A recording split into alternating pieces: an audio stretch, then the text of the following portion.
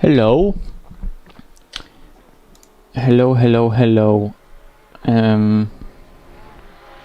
Give me a second, we will start very soon. There's already a game running in the background. I just need to do a big fat at everyone on Discord. And we'll just get into it.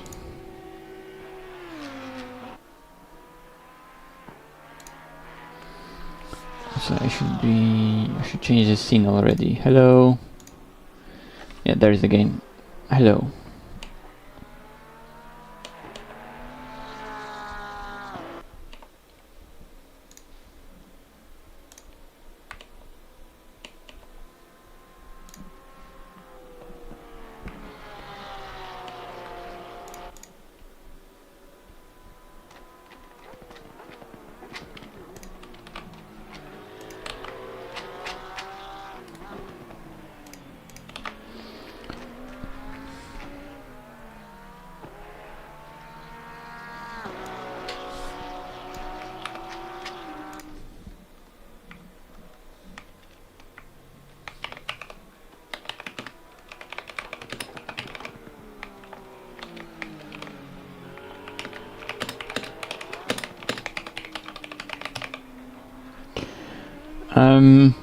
So yeah, next week's tracks for LFM, we're gonna have Watkins Glen for the short period races, for the 25-minute races. But I'm not a big Watkins enjoyer, although it's a really cool track, but I never had a chance to properly learn it and get all the details out of it. But Siverstone, well, I have a lot of experience on the track just because Siverstone has been there in the game, well, forever, and we've done so much racing on that track. So I can definitely confidently say I know a lot about Siverstone. So we'll do a little tour and a track guide about that particular track from the tour we're gonna have next week on LFM.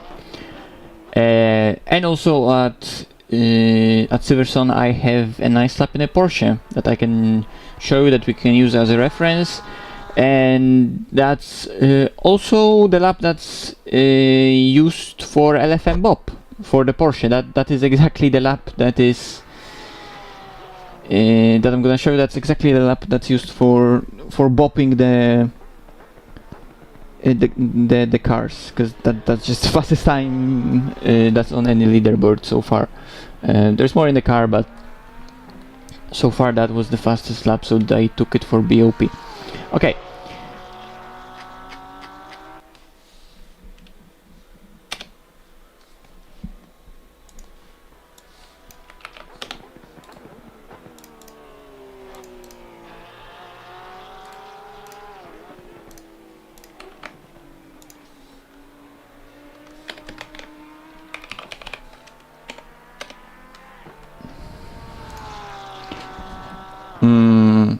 So yeah, the lap is gonna be here. Also, just like last time, we had the same last time around. At the end of the stream, we'll quickly. To be fair, Siverstone is not that difficult of a track. It's difficult to put it all together because it's extremely high speed and you need precision and great timing. But there is less of that slow speed technical bit. It's still technical, but it's more high speed. So in terms of concept lines, it's simpler in that regard. With Watkins Glen, it's not the same, to be fair, but it's not like super slow speed technical. Oh my god, did you see that Audi in the background? Jesus. I went for a little bit at the time, so I never seen that. That guy was pissed.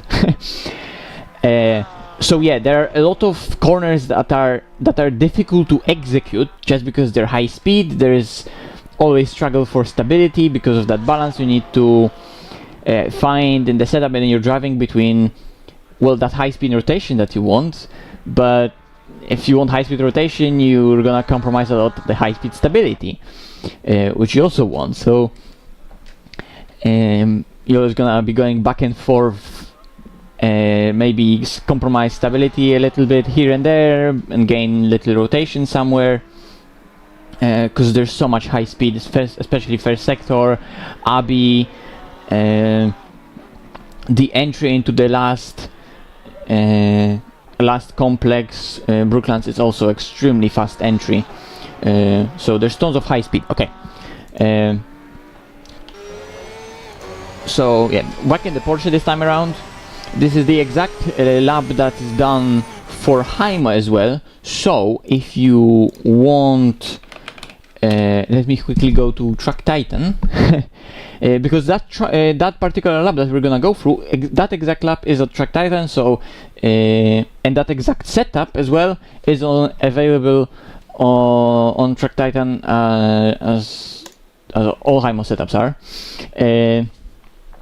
So if you would like to compare yourself to that exact lab with an exact setup, be it if you buy it as a bundle for the Porsche, or you have a subscription, which is really handy because we're offering setups for basically all cars, all tracks in ACC, and also Hymo is now in iRacing. We have a really stacked experienced team that's working on iRacing setups right now, so that's super cool.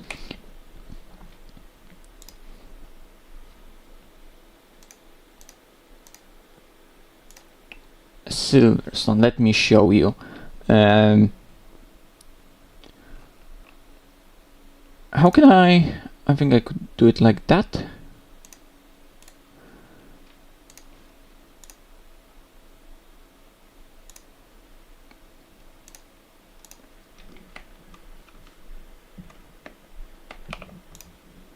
No, wait. I want to show you the Track Titan thing, but for the oh, there it is. Bam. Okay, so now we are Track Titan. For example, you can just quickly go to leaderboards, Siverstone, take the 992.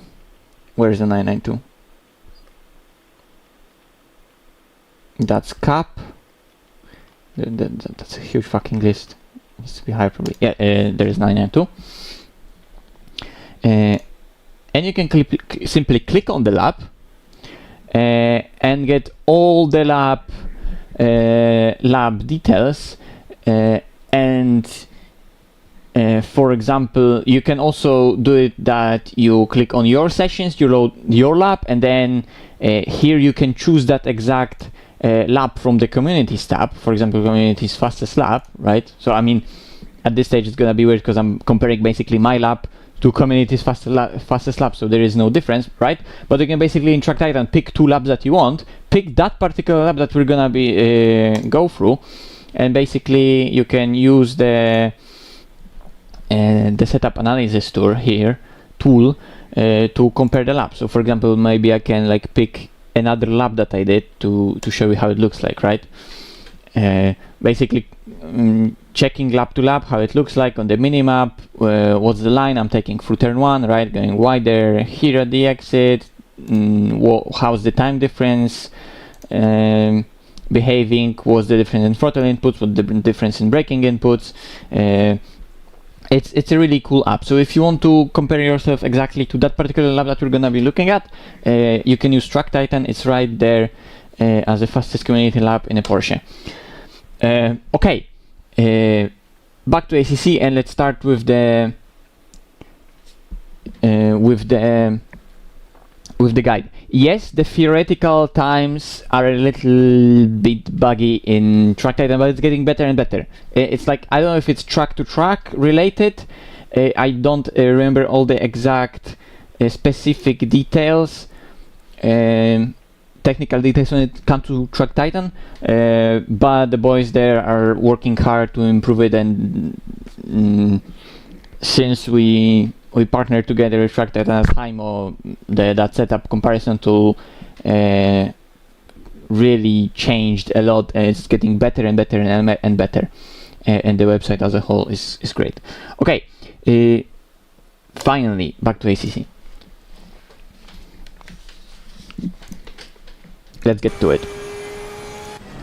So to start off the lap, you know, if it's a quali lap, you can ever so slightly, and if you're not impeding anyone, just go a bit wider here to get a better run out of the last corner. Just get a tiny bit more speed, you know, little differences like that. But if you really want to put everything together and get every little hundredth of a second out of here, because we're not even talking about tenths with stuff like that. If you want to really get everything out of it, that's you know, you need to look into details. So there, a little thing like that, you can go a little bit wider and get a tiny bit more speed. Okay, coming into first corner, you can ride over that curb, not in the wet, but you can ride over that curb, and you're looking at the 50-meter board. Just before that, you're gonna go on the brakes, and here the stability is gonna be extremely difficult to get, because you're trying to throw the car in, but you need to really watch out for the rear end, you know, especially in a car like a Porsche. Audi likes to rotate a lot as well. Mercedes sometimes has some stability issues if you throw the car too much into the corner. So be really careful with how you go on the brakes here, because you're going really hard on the brakes, and already as you're going on the brakes passing the 50-meter board, you're gonna be already pointing the car towards the apex, and you're gonna be already aiming that car almost at that guardrail, because you're gonna be hitting that apex here on the inside quite early, right? And you, right as you're going on the brakes, the car will start to oversteer. So here, as I'm going on the brakes and already pointing the car, look how the car really aggressively rotates into the corner. So to stabilize it, I really need to go off the brakes quite early as well, to just get that load that was on the front tires off of them, and load up back the rear tires that were heavily unloaded, to just give the car extra stability, and only then, as the car stabilizes, as I release the brakes, and the aero of the car, because there's going to be a lot of stuff connected with aerodynamics here at Siverstone, with how high speed it is. So you let the aerodynamics stabilize the car, and then you turn in harder into the apex, and you're going to be aiming basically at that inner curb here. So as you're, like I said, as you're coming into the corner, you can basically almost aim at that guardrail, and then further into the corner, you can also see how here on the inside there is a little bit of that green curbing and little like orange bits that are a tiny bit raised up, but only a tiny bit. So curbs are not gonna be high here, but a lot of the times when you're trying to go over them or cut them, there's gonna be grass behind them. Yes, and it's very important to, it's not necessarily the green bits that, the orange bits that are killing you if you go a little bit, if you cut it too much. Most of the time what kills you is that you could dip the tire into the grass. And in ACC, the thing is that even though it seems like that grass is almost at the level of that curb, right, physics wise, the tire dips into the ground, and then as the tire is coming back from like a lower level onto a curb, it basically hits that curb, and you get bounced, and you get a bounce, right? I have an actual example of that. Is that maybe on the previous lap with that bounce? Yes, here. With me cutting it a tiny bit too much, getting too greedy, right? And then the car jumps.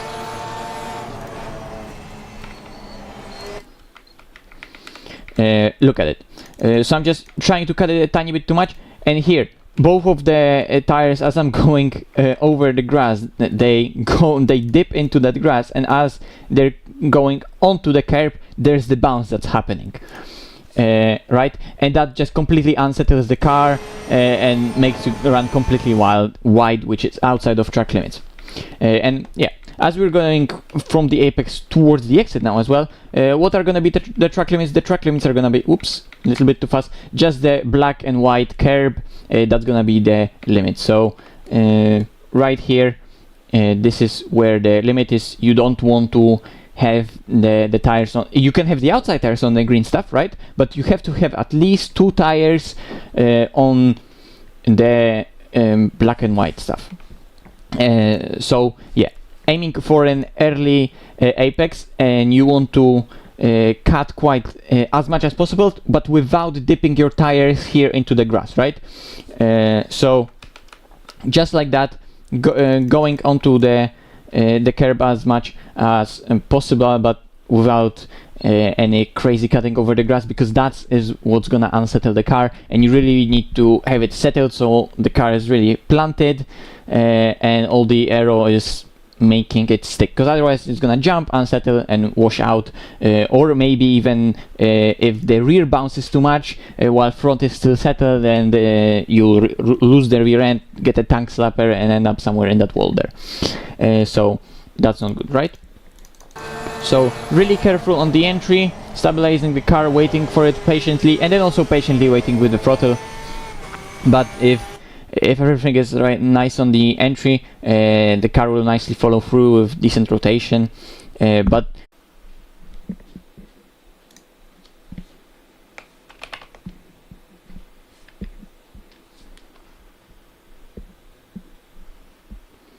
hello, are we back? I think we're back. Big L with the internet. When did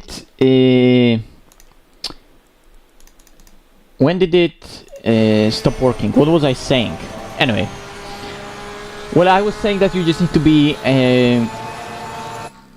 gentle on the entries, then patient in the middle, not to get oversteer on the entries and not to get understeer on the exits, because that's gonna be the struggle. So gentle on the entry, then getting into the corner, patient, let the aero do the work, wait, then go on the throttle, and the car nicely follows through with that speed that was carried in. Yes, I probably still managed to tell you what are the limits on the T1 with before it cut the stream, right? But for example here, the lap before turn 1, this is somewhat where the limit is, right? This could be almost over the limit. Yeah, this is right over the limit, right? So this is already over the limit. Here I was almost too patient on that lap with the if I went on the throttle, so it wasn't so the track wasn't fully used, but the speed on the entry was nicely carried and the car rotated great, so that was nice. Yeah, okay, that was turn 1. It's a really tricky one. Takes a lot of back and forth. So like I said, when you're practicing it and you would like to see how late I'm braking, how much speed I'm carrying into that corner, compare yourself to that lap, get that track tight, and it will be a really great thing that you can exactly see how, for example, my speed graph looks compared to your speed graph, because to gain time here you really need to carry the speed into the corner here, you know, and it's very easy to get scared of that rotation early and just get the braking done way too early and then just coast through that corner way too much, right? But you just need to load up the front and get into the corner aggressively here. You really need to rotate the car in here on the entry and load up the front, rotate the car as you're on the brakes, and then when it gets into that nice line, aero will take over and you will carry the speed through. But need to be just really gentle with the steering as you're applying the brakes. But if you stabilize it enough on the entry, look again with the steering inputs here. If you stabilize it enough on the entry here, it should be all fine. Because you can see how when I'm going off the brakes, almost no steering input. Then I go off the brakes and only then I'm steering again. Because the car is just rotating so violently on the entry, especially also because I'm on the curb. And those outside tires are just getting a huge workout. Plus, it's a 911, so it rotates even more on top of that, right? Some other cars will be a tiny bit more stable there, especially front engine stuff. But every car here will be set up for high-speed rotation, so stability will be an issue. No matter the car. Some will be better than others, but concept will remain the same. Okay. Now the S's. Oh my god, the voice crack. Now the S's. Everything is connected, similar to Suzuka S's, right? And it's gonna be all about getting the flow through here. First 2 S's, it's gonna be, every single S is gonna be slower and slower and slower, and then you're getting into the last one throughout which you're accelerating throughout, basically, at least through majority of it, onto the next straight after first sector, right? So you're gonna be slowing down, you're gonna be lifting for the first one, slowing down throughout the entire thing. There's gonna be almost no acceleration here. You're gonna be slowing down throughout the whole thing, then going for a downshift, then slowing down again throughout the next one, then maybe a little bit acceleration before the last one, and then through last one basically you're gonna be accelerating throughout the whole thing already onto the next straight. Which one is the Wellington straight and which one is the Hangar straight? I always forget. There is Wellington straight and Hangar straight, but I don't remember ever which one is which. Yes.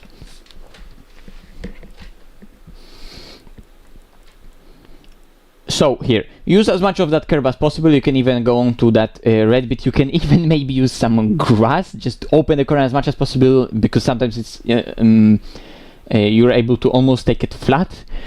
So you just want to open up the corner as much as possible. You can even use the grass. You will cut a bit, but then as you're coming off it, need to be really careful. Yeah, and again, it's gonna be similar as that turn 1. You're not going on the brakes much, but you need to be really careful with how much steering you're applying, because if you apply too much steering and then you go off throttle, the car will just snap. So you really need to work on the timing with what your feet are doing and what your hands are doing, and remember that both your pedals, your pedal input and your steering input, they need to work together, because otherwise everything will fall apart and you'll experience those oversteer moments on the entry or understeer moments on the exit mostly.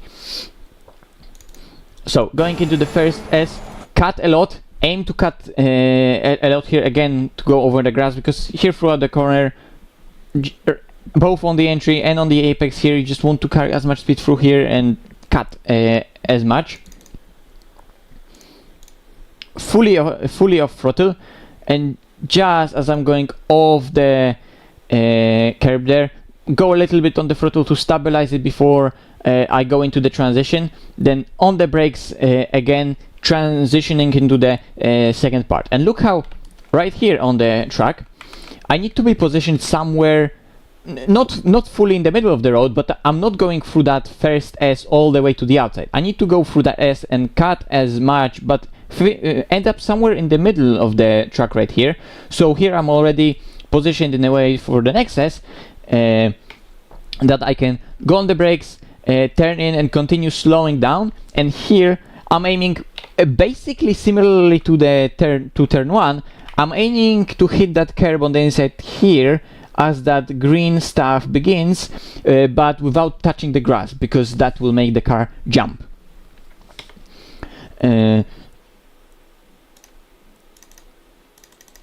So through the first S, lift, cut, stabilize the car a little, aggressive transition from the middle, and aim for quite an early apex here while still slowing down and coasting through the whole corner. Again, little acceleration, transition, so off throttle on the brake, steer in, load up the front axle, make the car go into that last S, and now a lot of patience.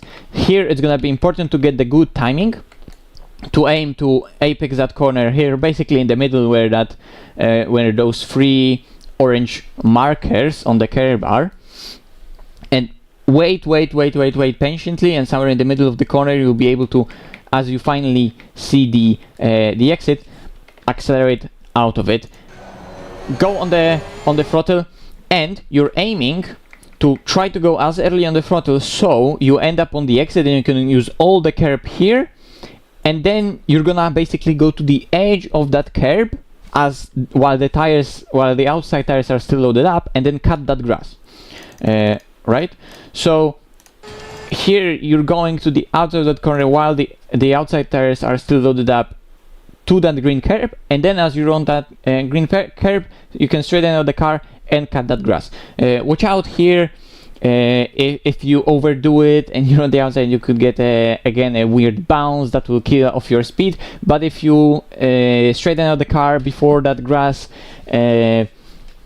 you can easily cut it and shouldn't be much issues. Through the first sector, some cars you can turn TC off. Majority of the cars probably you can turn the TC off, roll the high speed because it's rarely engaging anyway, and then the TC won't engage through the exit either, for example on the bounces like that. So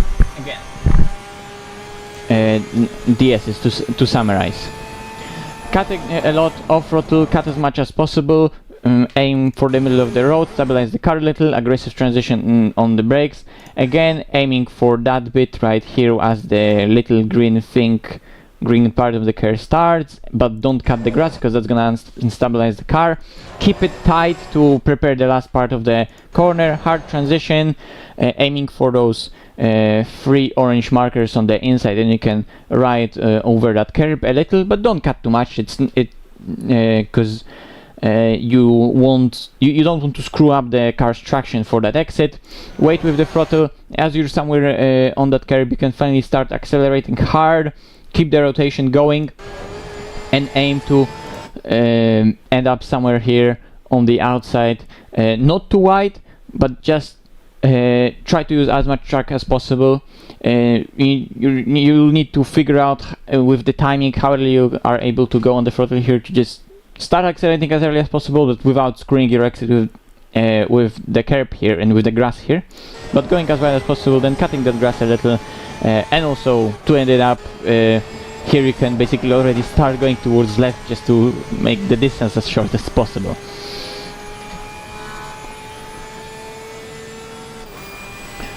Okay, going into Stowe.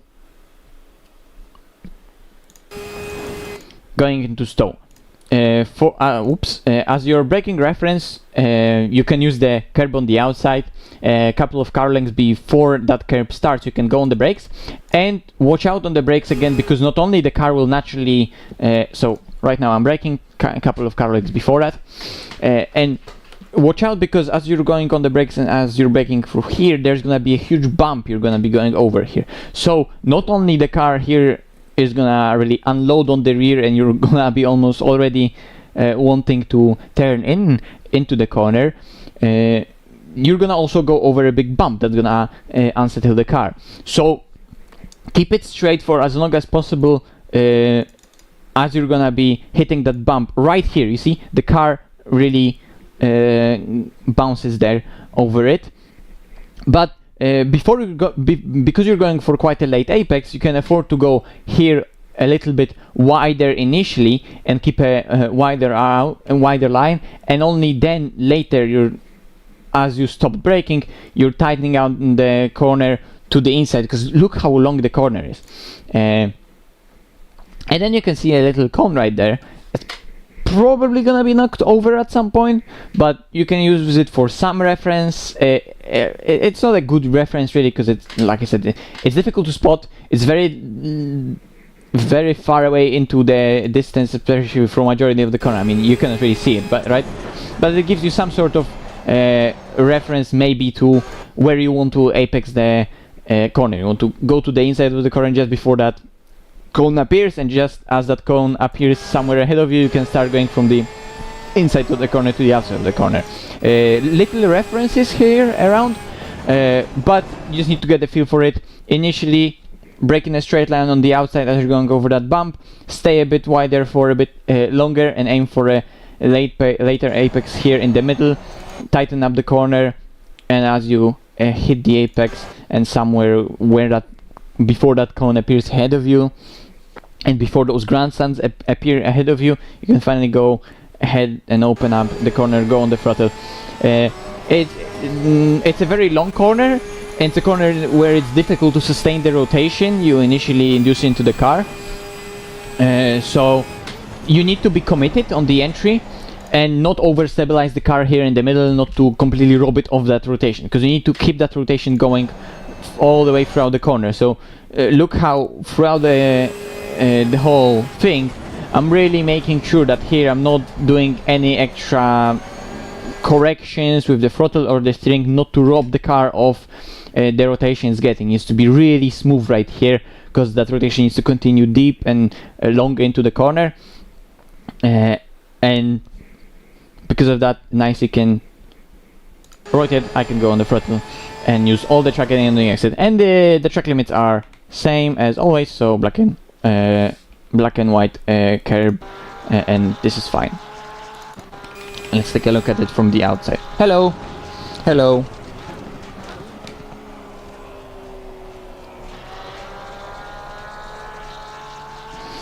Okay, that was almost as well in a little slow motion. So initially over the bump, watch out, then start turning in, keep the rotation going, hard on the throttle, and use as much road as possible on the exit. Here you can go a tiny bit, a few clicks down on the brake bias, maybe into the chicane if you want a tiny bit more rotation on the turn-in, because for all the other corners, usually you'll have maybe brake bias moved a tiny bit forward for extra stability.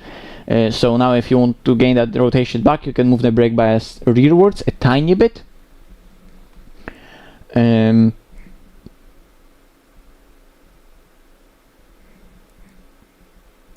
In Stowe there is a light patch of grass that is pretty bang on as an acceleration marker. Yes, that is true that you can definitely use some parts of, exactly right here, parts of the scenery around you as points of reference, but again it's tough to spot, and it's just right here on the inside, just flashes past you. So, but yes, indeed this is quite a decent reference point, but it flashes just in front of you, and you should be at this point as you're going on throttle already looking, or at least try to look into the distance and have that memory where that exit is. You should be looking to it, and that will enable you to get the timing of going on the throttle right.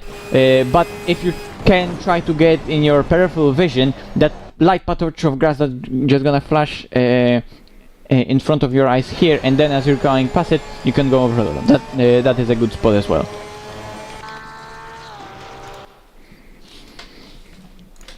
Into the chicane, the braking point is gonna be, and the braking reference again is gonna be the curb when it starts. This time around a bit closer to the curb, because into Stowe it was a couple of cars ahead of the curb. Here it's gonna be almost bang on to the curb, so maybe not gonna be a couple of car lengths, but a car length.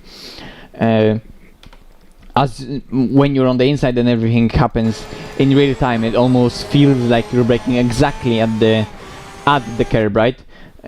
But in fact you are a car length or so before it. And stay on the outside for as much as possible, and then as you can see here, the curb on the outside also stops and goes back and connects with the track. Somewhere around here you start turning into the corner and aiming for the apex that is well, very simply here.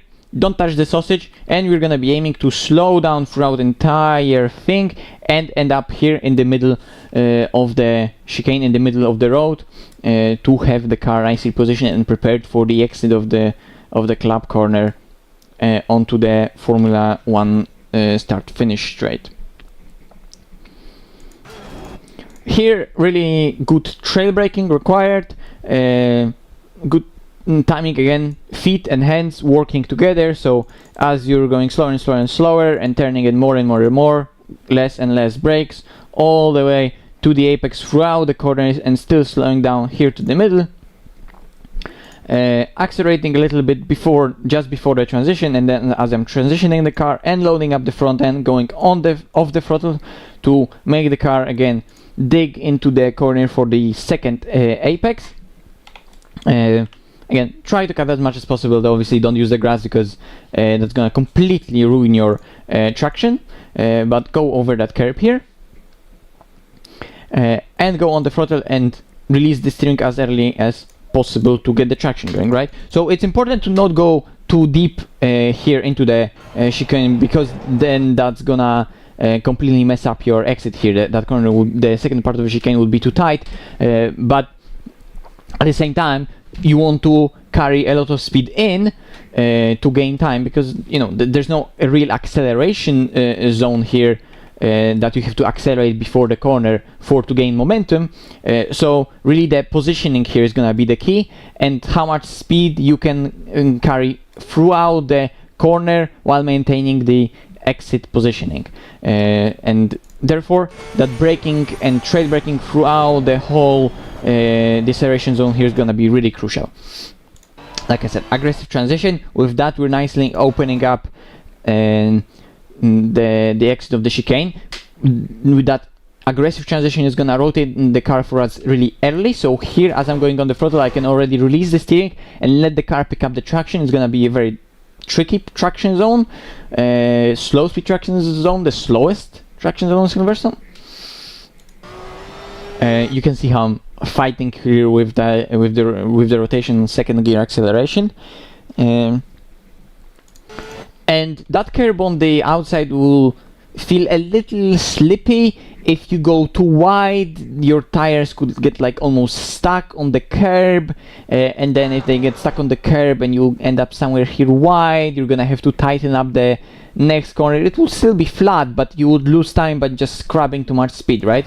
So obviously initially you want to open up the exit initially to allow the car to just apply all the power down, give it some traction, but then as initially you put that power down and it gets the traction, you can ride a little bit over that curve, but then get off it straight away again, so you can keep the rest of the club corner nice and tight and just scrub as little speed as possible coming into Abbey.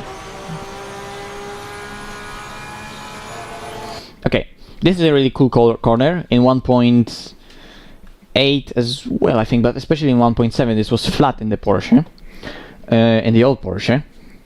I mean, right here we're doing quite a substantial lift and going to 214 to 12 kph. Back in the day, the old Porsche with old physics, that was a funny corner because you could make a really fully sketchy setup that if you time everything perfectly, the car will just take the corner flat without an issue. I can actually maybe show it to you, because I should have that little video saved somewhere.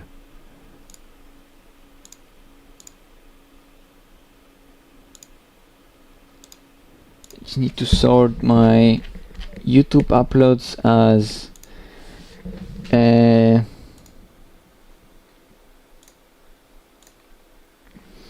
oh yeah, that is an old video. Look at it.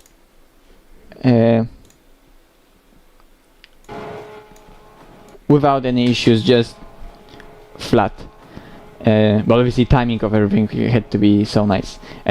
So much speed was carried through there, oh my god. Anyway, that was the thing. But right now you need to lift, and it's very important to again timing and making your hands and your feet work together to rotate the car there. And here you need to be very gentle, very smooth with how you're doing it, to ensure that all the aero of the car is working remaining super stable and it's working as efficiently as possible. So don't be aggressive here. You need to be committed, and I'm not saying that to not rotate the car a lot, but don't be overly aggressive with it, with how you initiate that rotation. You need to nicely, let's say, introduce the car into the corner, be very gentle with it, right? So look how I'm going off into the corner and off the throttle. I'm not going straight away off the throttle fully. I'm trying to go off the throttle just to 50%, 30% initially to see how the car will react, how it will settle into the corner. Only then I'm going fully off the throttle to make sure that I'm doing it in as gentle way as possible. And as I'm going on the throttle back, coming off the curb on the inside that I'm cutting, also not doing in too aggressive way, to just ensure that I'm not gonna by mistake just unload the front too much, and the car would just straight oversteer out of the corner, right? So you can use that curb on the outside here to open up the corner more. Don't go over the grass here on the outside, because that would make the car bounce and that would be the game over.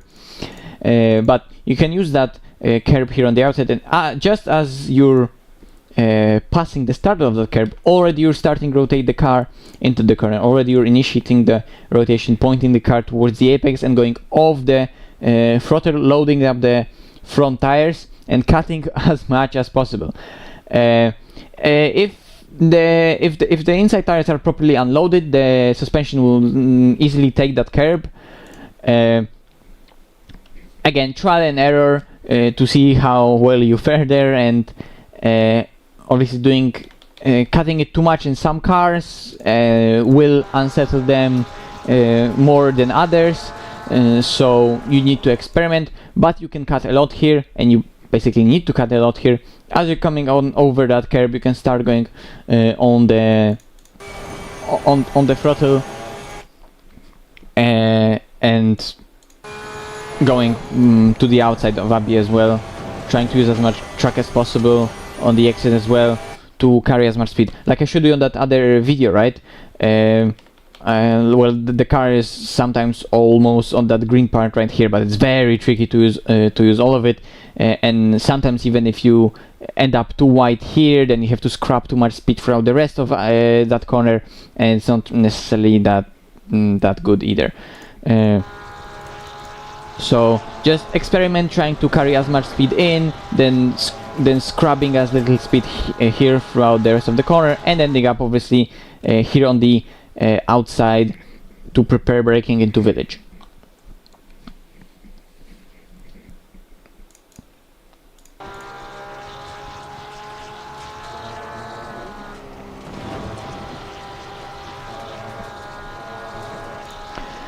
And obviously with all the speed that we carried through Abbey, it's not fully possible to basically start braking in a straight line right here alongside the curb, but you are trying to position the car on the left side of the road as much as possible, and we're going to be trail braking throughout the whole corner, and from the outside to the inside. Well, the apex is going to be straightforward because it's just in the middle of that curb where that sausage is.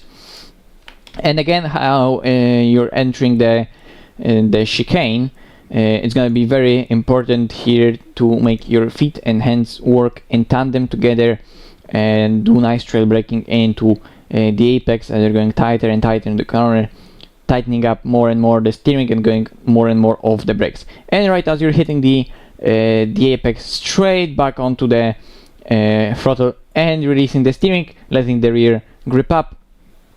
You don't go overly wide here on the exit. Again, trying to position the car nicely into the next hairpin, so we end up somewhere in the middle, sort of almost more to the outside of the. It's blurry because of the motion blur. Yeah, it's blurry because of the motion blur.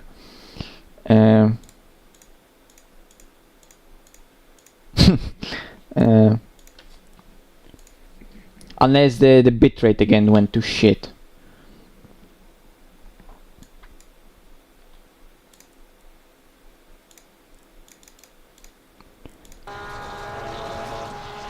But again, in terms of positioning, from the outside, clipping the apex right in the middle, going somewhat to like 3/4 of the track width from the outside, and coming back to sort of in the middle, almost more towards the outside, but the middle of the road here, and trail braking again to the apex in the middle, and right from the apex or even before that apex, already accelerating, and a second difficult traction zone like the exit of the chicane, where if you're gonna ensure that majority of the rotation was done here on the brakes as you did the transition and trail brake into here, if you're gonna ensure that the majority of the rotation was done here you can nicely, confidently go on the throttle quite aggressively, open up the corner, let the car pick up the traction, and it's gonna fire you out onto the back straight into the last sector.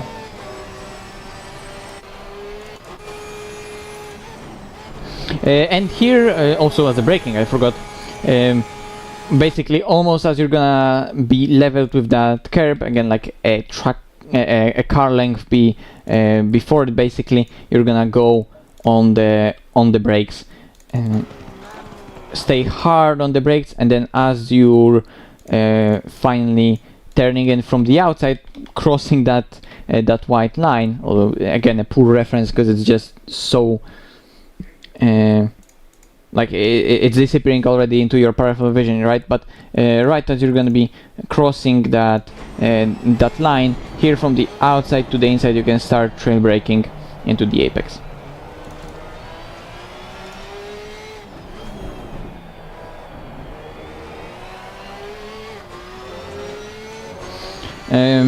Be really careful here, because it's very easy to make the car lose the rear grip if you rotate it too much into the corner, and it will just have a little snap in the middle. So be very smooth and careful with the inputs here. Really, that trail braking is gonna help you out here.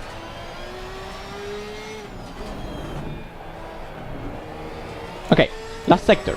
Well, this corner is flat, so that's barely a corner, right? But again, if you accelerate properly, open up the corner as much as possible, I mean, this will be easy flat. It's no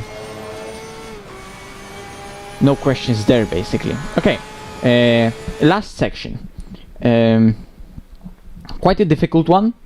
To get right, and you're carrying so much speed through here, and you're braking while turning. So, yep, definitely don't go on the grass. I mean, don't go on the grass anywhere apart from a couple of corners where you're cutting, right? So the only time you're going onto the grass is gonna be here on the inside as you're cutting. Here in some cars you can, but majority of them not. Here as you're cutting, but only after the curb you go on the grass. Here on the inside of Abbey you go on the grass. Then here you can't go anywhere and cut anything because there are sausages, and on the outside obviously you want to avoid it. Here on the inside it doesn't really matter, but you're barely gonna touch that grass anyway, because there is a big fat curb on the inside. And obviously into the last corner you want to avoid any sort of grass at all cost. Use the curb on the outside, so position the car on the curb before you go on the brakes, and then as you go on the brakes already have the car straightened out. Right, so look how I'm going into the corner, right? That curb isn't there for majority of that complex here, so it starts very late, let's say, but I want to use it to just open up the corner. So right as it begins, I enter the curb, then I straighten out the car. So obviously for a left-hander my car is not pointing right, and 2 car lengths, maybe 3 car lengths before that board, stomp on the brakes and brake initially in a straight line, pointing the car at, say, the start of that curb right here that you can see. And then as you're coming closer to that curb, you start trail braking throughout the whole corner, and trail braking and slowing down the car towards that second apex, let's call it. We can sort of treat it as it's not really a double apex, right? But we can kind of use as a reference that curb on the inside, that initially you're braking in a straight line coming towards that inside part of the curb right here, and then you start trail braking, obviously because you're carrying so much speed into the corner. Initially gonna go a tiny bit wide and trail brake throughout the whole thing, and coast a little bit and hit the second clipping point here at the exit. And you can try to cut quite a bit on the inside right here, but watch out, it could get a little slippery. And then from that second clipping point, you can start accelerating the the car again before the last corner, but then just to prepare it a little bit for the last corner, don't go fully to the outside here. You can go initially fully to the outside, but then just do like a little swing. So you open up the next corner, and then you do a hard transition and decelerate, and you can cut a little bit that curb here. So you can see with how I'm positioned into the corner, even though the previous one was a very fast corner in front, which I was trying to carry as much speed in, and the next corner is coming right after. I still wanted to do that little swing right here, just to ensure that the positioning into the corner, I can have the car already rotated quite a lot, and therefore also carry just more speed in. I'll do one thing, you know, because it's annoying me, and now I forgot that I used to do that. I'm gonna make the HUD bigger, so with that you can see easily the braking input, with me constantly looking at the replay. Oh my god, why didn't I think of that earlier? That's gonna make things so much easier, because then I can have this and you can see easily the braking input no matter what I have in the replay. So simple.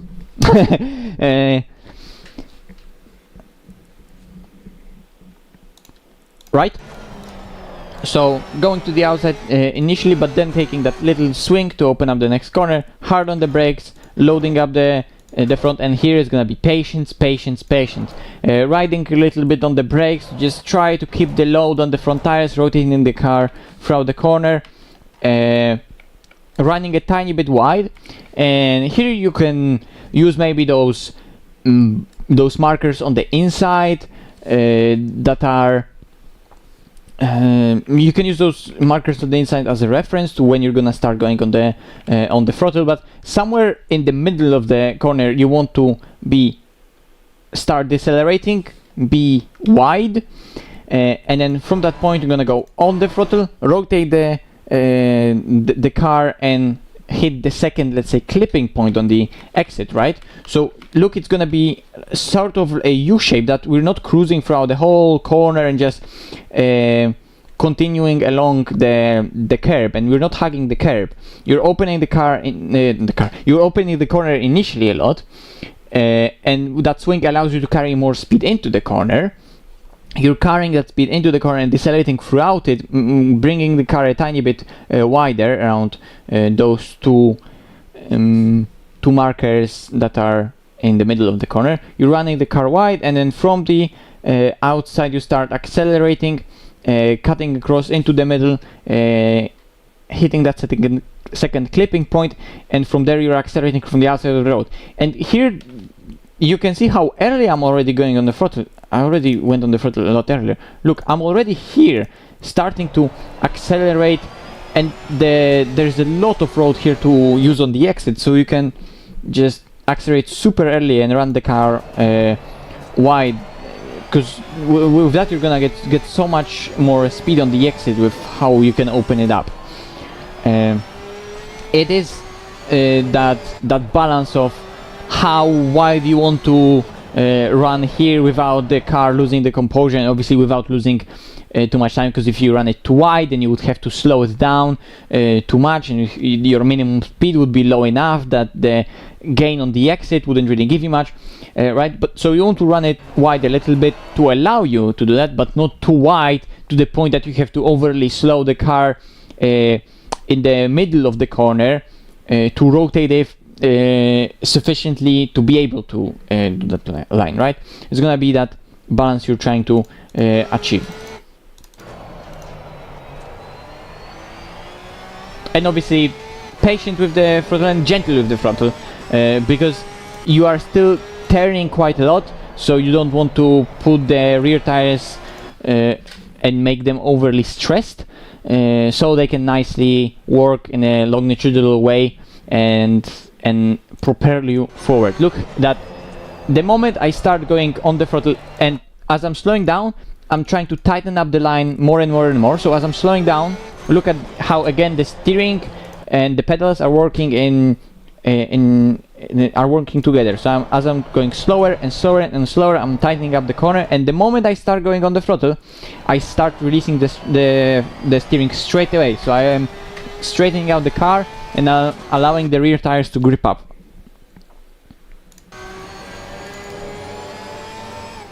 And again, if it's a quali lap, shortest line to the line to just gain those couple of hundreds. But obviously in a race you would be going to the outside, because it would be stupid then to cut across. That would be the longer line.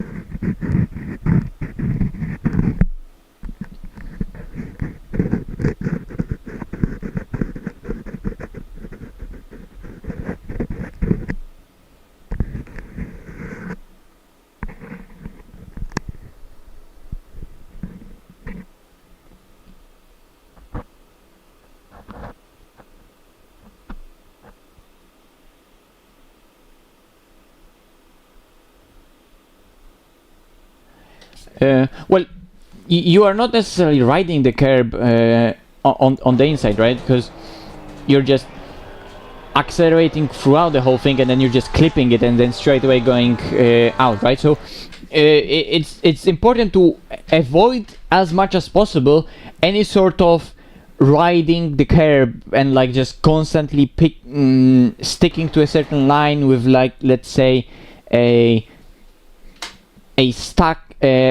constant radius and a constant speed, right?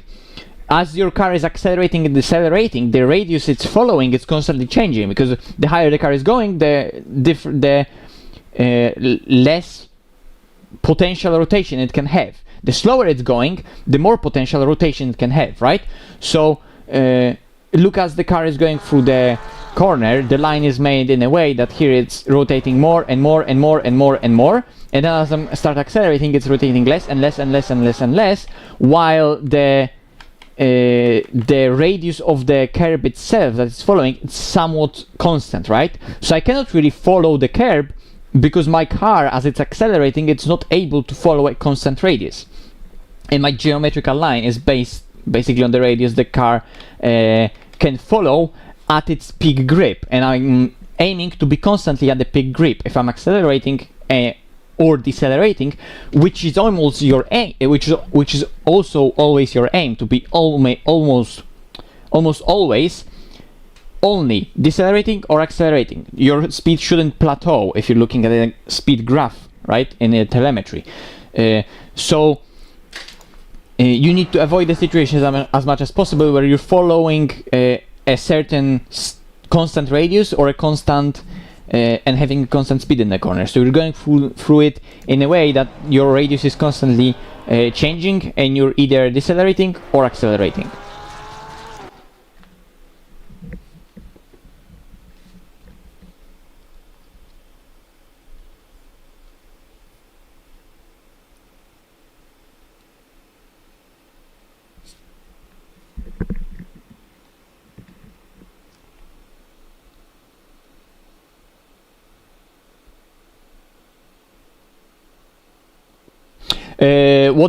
The good question, what's the time for that lap? It's a 1:56.2, which is the current, this very lap is taken for LFM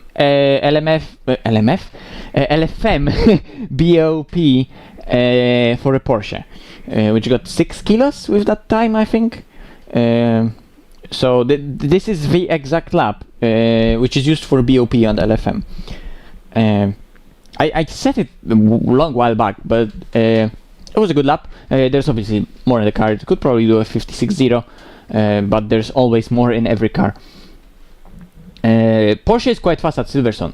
In race pace, it's always gonna struggle because it's such a demanding track on rear axle, especially, and obviously Porsche struggles with rear axle. But it's a good car here. It's a fast car. Yeah, and it's a low 56. But you know, those are the times around Siverstone. We're looking at low 56s, high 55s for the Audi and McLaren.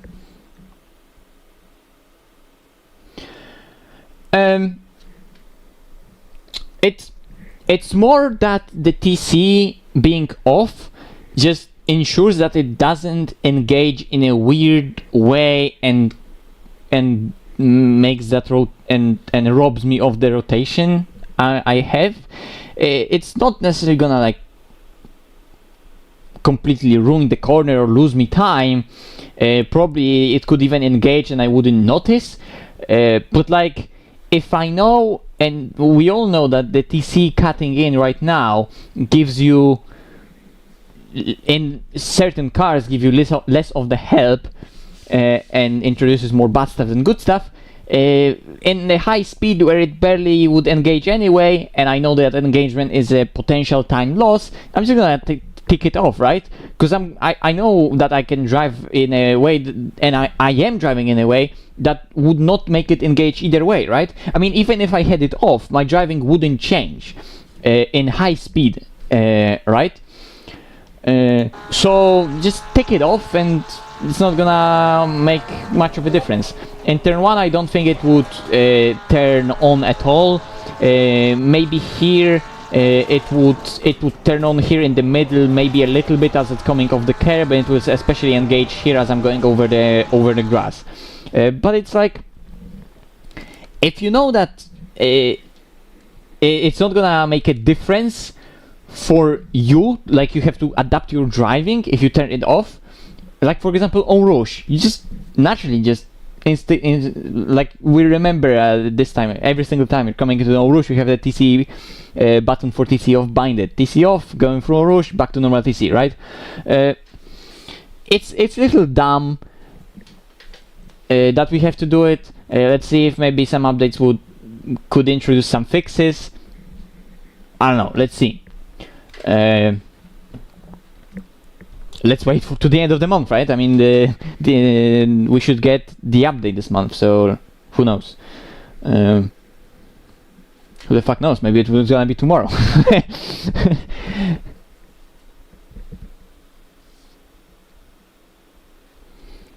Yeah, I mean, you know, even with all the downforce, the car is made to rotate and have a certain slip angle, so you can understand why DC would engage. Plus, even at high downforce, with all the loads that are coming through the car, if you're going over some bumps, it is gonna engage. I mean, the TC wouldn't even the TC would definitely not engage in turn 1 just as I'm going on the throttle like that. It could maybe go on the throttle as I'm going onto the curb, or maybe only as the car starts slipping and losing it, because the Porsche being set up so aggressively can have some moments that right here, if you introduce too much rotation to the setup and if you don't release the steering, it could almost, I don't know, maybe build up too much surface temperature on the rear and then it gets loose a little bit, or I don't know what the hell is going on there, or overall the damping isn't enough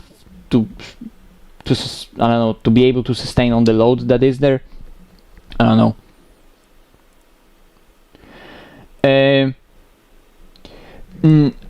I wouldn't advise using the splitter on the McLaren at all. There are a lot of ways to get the rotation out of the car, and the splitter is just not an efficient way to get the rotation out of it. And it could maybe if you're feeling like, well, everything erased in the setup I really like and I would like to keep it, and then maybe I would like to alter the aerodynamic balance just ever so slightly. You can use a click, maybe at most. If you feel like it's working for you, especially, you can use 2 clicks maybe. But personally, I think there are better ways to get rotation out of McLaren than splitter. I don't know how's the BMW at Siverstone in terms of BOP. It's definitely not the monster it used to be in 1.8, but it always drove like a dream here. because it's just so long and so big, so it's stable. But not my cup of tea, because I don't like that stability, because I need to be then so patient and just ensure that the understeer never happens. Not my cup of tea.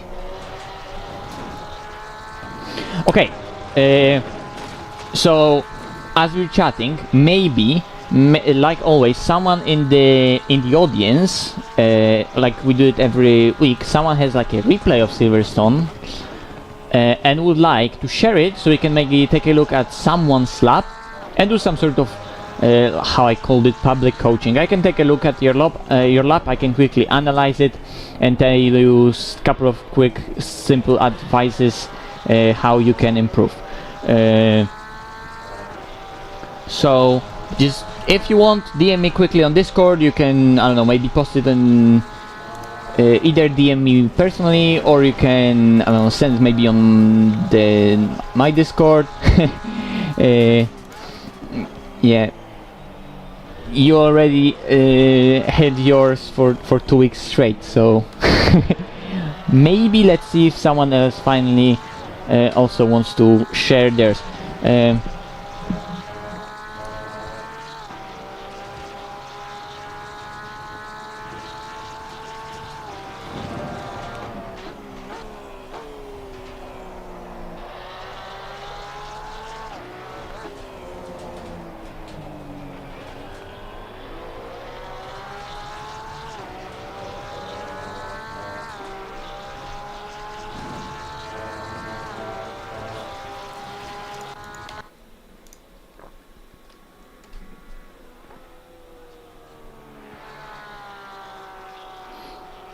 Yeah, I mean, I'm talking more about like if you have it already right now, if you have something that you know you have there. I mean, you know, you don't need to be if you're saying that you're ashamed of your labs at Siverstone. Look, don't need to be ashamed. Everyone has to start somewhere, and if this is a perfect place, if you have some issues. We can easily take a look at it and maybe find some quick solutions. Because sometimes the solutions to some of the problems that people are having are easier than most people realize. And you know, there are many people like you out there as well, so there's no need to be ashamed of that. And since there are a lot of people out there that could have similar issues, looking at some of those labs would be a great opportunity for others, maybe, you know, see their issues in there as well, and they could greatly benefit from looking at such analysis.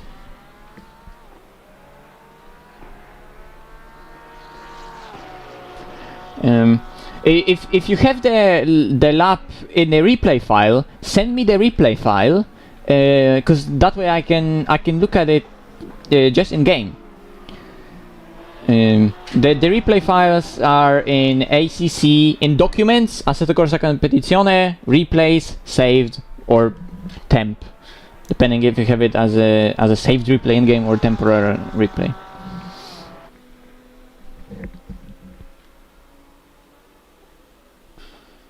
Yeah.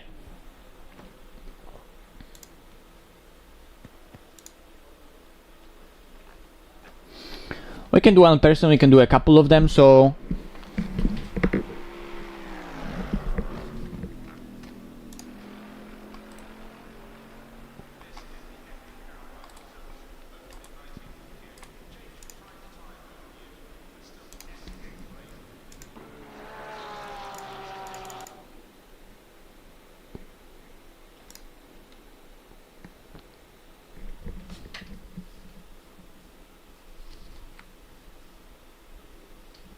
Oh, that sucks.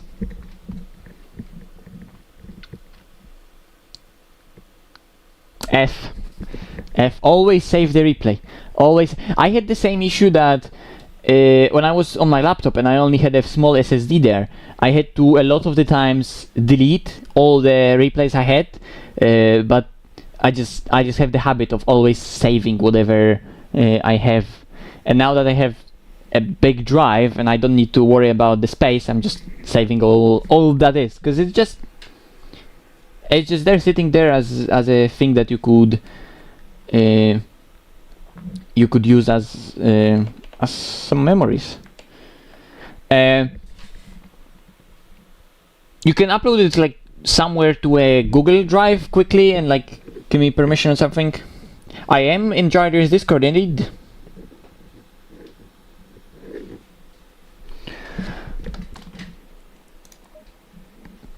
Well, first of all, replays.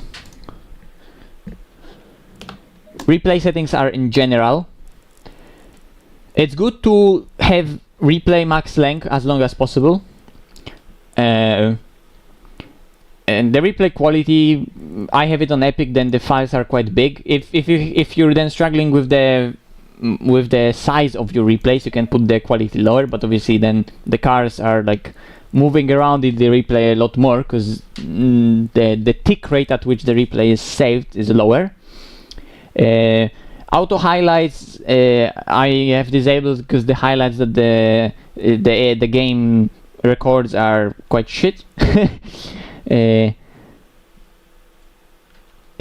autosave replays basically here, if you want them to be autosaved, then obviously all the settings, just automatic slots for the replays, so it always saves 20 replays, either be of a race, quali, or any other type of thing. So in gallery, in automatically save, there are always 20 of each, right? And then when the next comes, obviously the olds are being erased, and then from here, wherever you want, you can save that.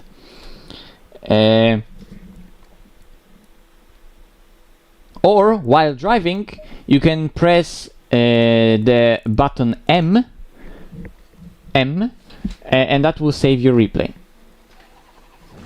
Okay, we can quickly take a look at FlickerDocs slap then. Give me a sec.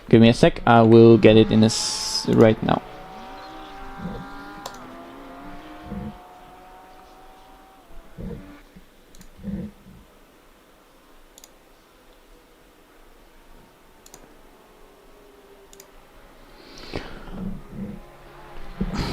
Oh, I am gonna roast you.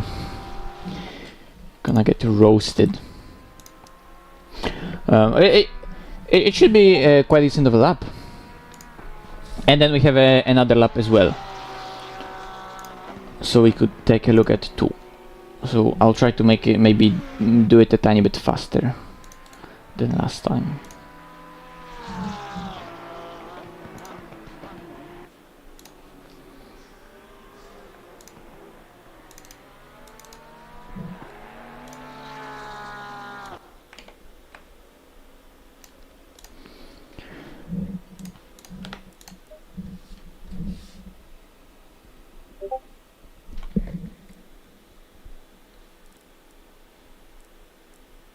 POP server.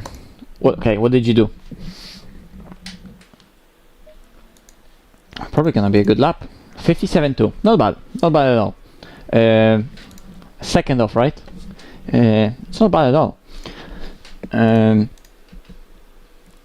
Let's take a look. And it's a Ferrari again.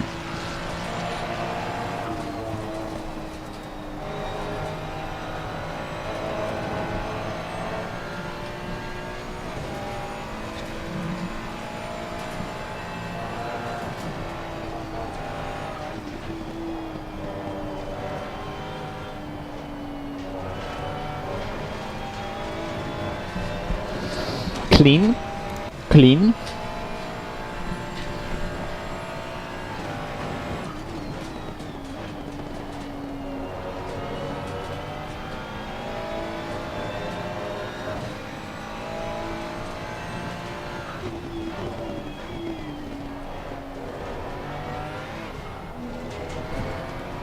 Fuck.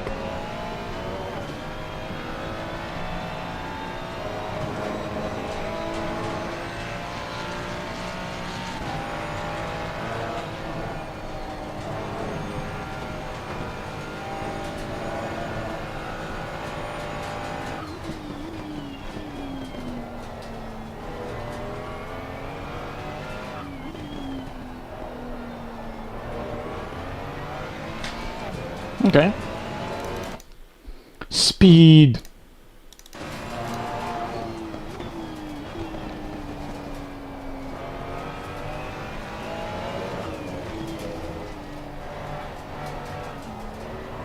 Yeah.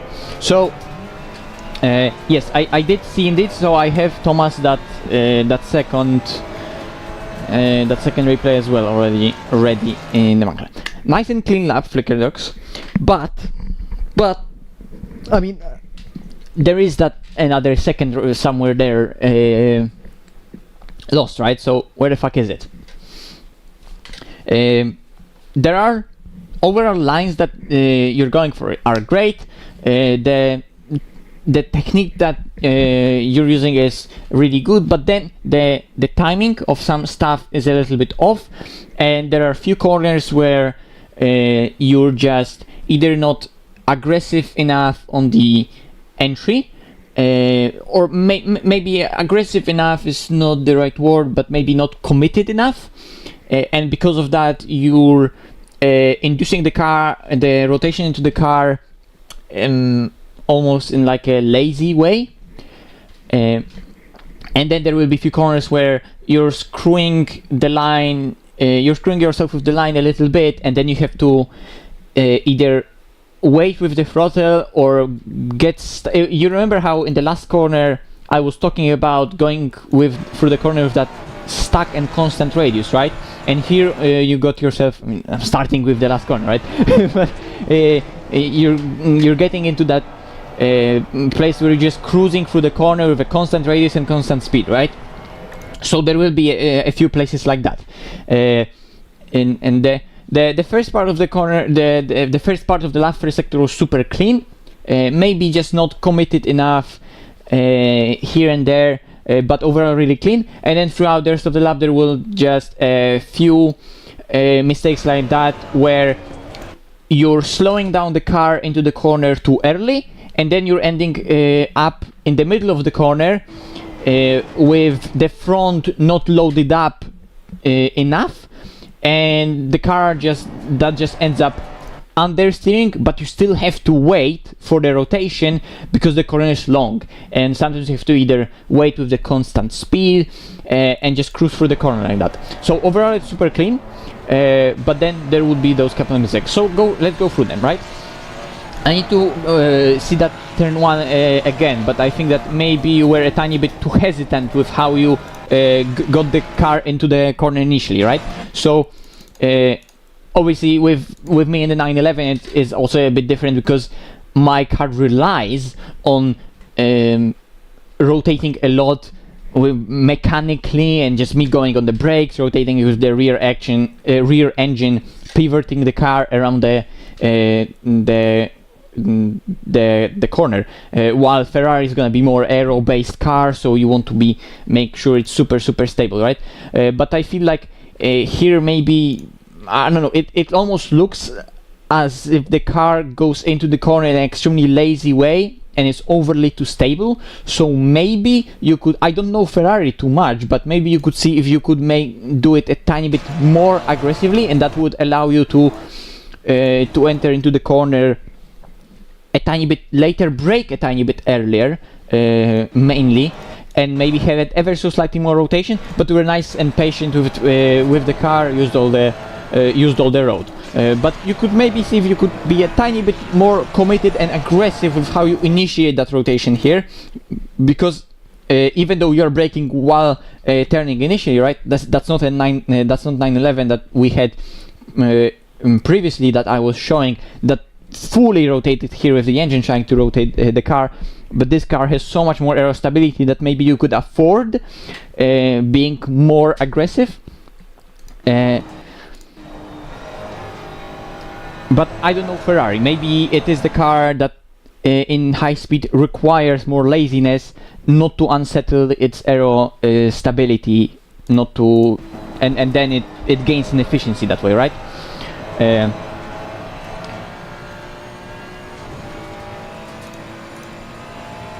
But it's a small detail.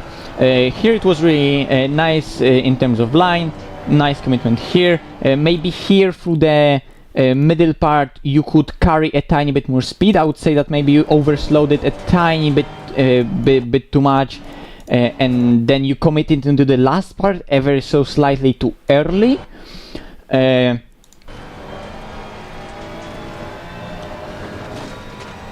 But really details. Okay, and now coming into the second part of the second part, the last 2/3 of the lap. There will be those couple of mistakes where you're overslowing the car and sometimes putting the car a little bit offline in a way that compromises your mid corner.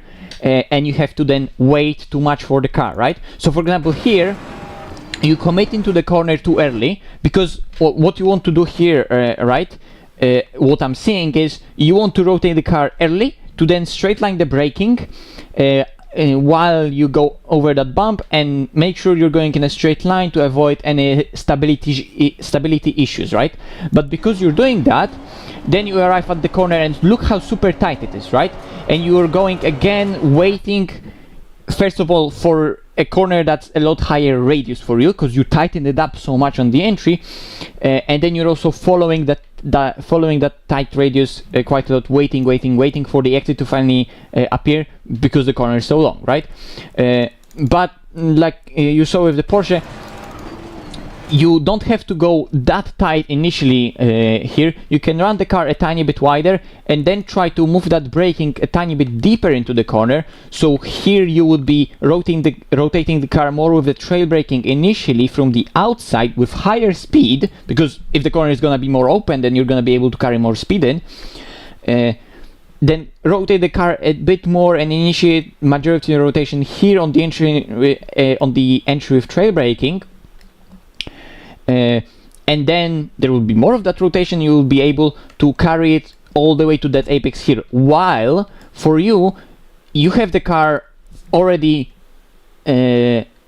stabilized, overly stabilized.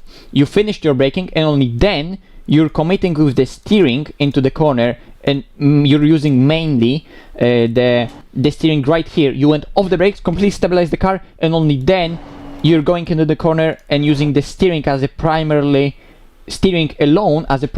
tool to rotate the car, right? So I would like to see a tiny bit more commitment and open up that corner a tiny bit more, right? So open it up ever so slightly, and then commit more into the corner and move the braking deeper into the corner. That will allow you to carry more speed, rotate that car deeper into the corner, and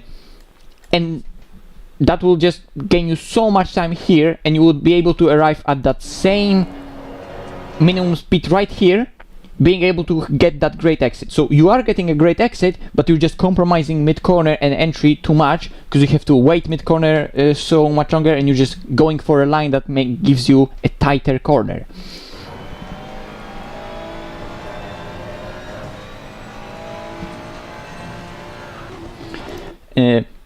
Here again, try to move the braking a tiny bit deeper, because here you're going off the brakes and only now you're steering in, and you're already almost accelerating. Well, you're just trying to stabilize that, not stabilize, but maintain the speed that you have there. There's no stability issues here, but you stop decelerating already now, and here you're maintaining the speed. Yes, I know that we use the throttle here in the middle of the corner to maintain that speed, but you just stopped decelerating so early, and here there's no like big acceleration zone that you're going for, or a place where you need to carry the momentum and already accelerate and have acceleration going. So here, because only the positioning is the key, you should be able to get that while bringing again more speed into the corner and pushing trail braking deeper into the corner. Let me go quickly back into that lap that I did to show you again quickly those two corners in an example.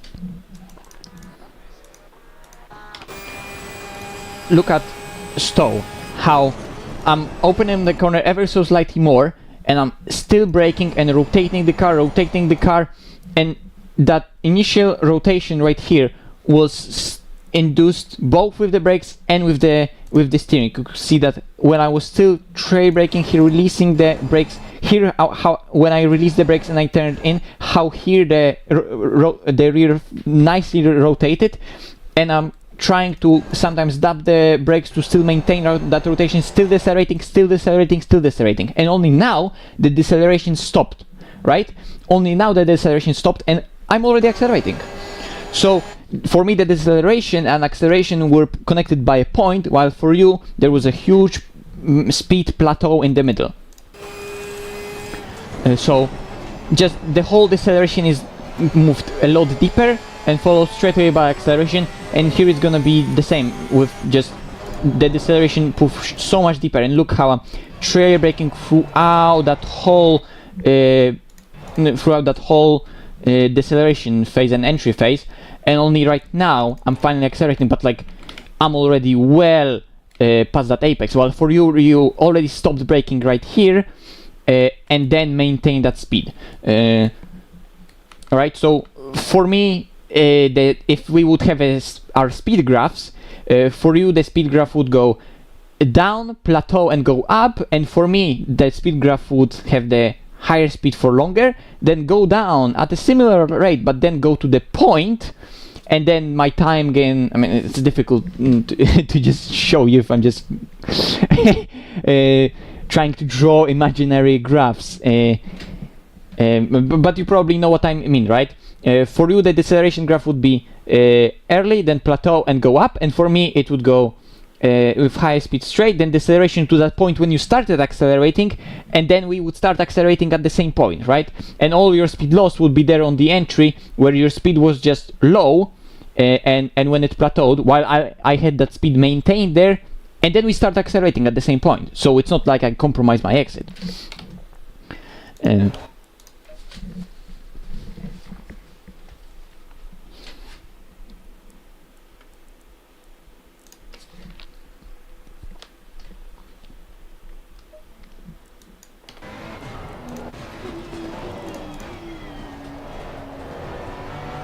So we can see how in both those two corners that speed just plateaued ever so slightly too much in the middle. You could see how there, as you were going on the throttle, you also went smoothly on the throttle, and here in the middle the car was almost reluctant to accelerate as well, and that speed, rather than just decelerating, here it's very much sort of plateaued and only then started accelerating. Here the same.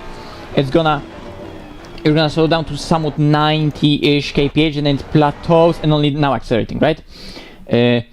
Obviously it's not like it's completely flat, right? But it will be for you more of a U shape, and in some situations, especially right here in slow speed, it can very much be a very, very hard V shape, very pointy V shape. And here you committed just too early into the corner. I feel like you see how you committed early but not a lot, so you didn't initiate a lot of rotation early, while the front was loaded up as you went off the throttle, and then you started accelerating, but the car still needed a lot of rotation, so you're kind of hesitant with both steering and throttle, and you're just waiting and then going over the bump, and you're ending up pointing a lot to the left, and you're going over that curb, and then here you have to scrap the speed a bit more. You can see that you cannot even go fully to the inside because you're getting almost dragged to the outside a little bit, right? So look how here, when you're doing that transition, here you committed too early to it. If you would wait a bit and go a bit more straight, then that transition should be done when you're going off the throttle and when the front gains a lot of grip, because you're initially that transition and you're still accelerating. Only then in the middle of the corner, only then here you're decelerating, and now the car has a lot of grip. But here you're in a situation where you put yourself on a line that doesn't allow you to now use that rotation because the corner is right there, so you're very hesitant with how you're using it. So I cannot really say here what was the issue, because I'm looking at the a single example without really seeing more of your driving. So it could be either two issues: either you're struggling a little bit with making your feet and steering wheel work together in terms of timing when you're loading up the tire. Because let me start that again. Either the problem with you is using the grip at the time when the tires is loaded up, so using the grip most when there's most of it available, right? The most of it is available on the front end when it's loaded up, and when it's loaded up, when you're going off the throttle, that's not when you're using it, because right now you're hesitant. You tried to use it earlier, and then you tried to use it here, right? While in the middle of the corner, when you were off the throttle, the car was able to turn out, you were not using it. But my question here is that the problem that you're having, that you're not thinking about it, or is it just that you put yourself on the line that didn't allow you to do that, right? Because we have both of those problems. I just don't know which one is the cause of it. Did your line happen like that because of what you were doing with the car? Do you know what I mean? There are two issues here, and I just don't know which one was the product of which, because I would have to see more driving. It could be either that you went for that line because you're driving in that way, or because you went for that line in that particular instance, you were forced to drive in that way, right? But anyway, just ensure that you're using the grip to rotate the car when it's there available for you the most, right?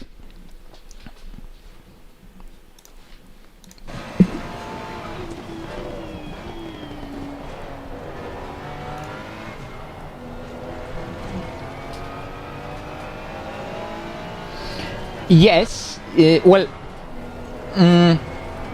okay, so if you feel like cutting that corner was the fastest way, then you should maybe don't accelerate as heavily here. Let me maybe detach the camera. Don't accelerate then because it well could be the case that it is for you faster to cut it there if Ferrari is not unsettled too much there. But here, don't accelerate too much there. Oh, for fuck's sake. You've got to love ACC replays. Here, don't accelerate too much here, because then you're gonna make the car wash out to the outside too much. Keep it ever so slightly tighter, wait a tiny bit longer, and then as you're committing to the corner and you want the car to rotate, now go off the throttle, right? And you committed into the corner and made the transition when you were not off the throttle, and then when you are going off the throttle finally, and that's when the car has the most amount of grip. So the most efficient way to rotate it would be to time that peak rotation right now. And that's when you have a peak rotation, that's when you're cutting the corner and the car is not able to give you that peak rotation because you found yourself on a piece of track where that's not possible, right? So you would have to alter a little bit the geometrics of the corner that you're going for to ensure that you're maximizing the grip you're trying to get out of the car, and the most grip you're gonna get is when you're loading up either of the axis. And here you want to rotate the car a lot on the entry, so you need to load up the front axis, and you loaded up it too late when it wasn't possible. So I would like you to load up that front axis a tiny bit earlier, and go off the throttle a tiny bit earlier, and then when you're here, be already accelerating and already have the majority of the rotation done. While in this case, you are asking for the majority of the rotation here when the car is not able to deliver it because you're cutting and you're going over the part of the track that's unsettling it. And sure, you didn't go too wide, and you didn't, or you did go a tiny bit too wide. I mean, it dragged you ever so slightly too wide, but it's a little, right? But because of that cut here, you had to be so much more hesitant that there wasn't that any acceleration going. Like, look, you are cutting, yes, but because of that cut and the hesitation and lack of rotation there is throughout the entire entry, there's any lack of momentum gain here, you know. So maybe you are going for a somewhat of a straight line, but you are still unsettling the car so much, and you don't have enough rotation done early, that now there is very little momentum gain from you, and that line is not any beneficial. Let me show you again what I did, right? So, because I know that I explained it in a really goofy way.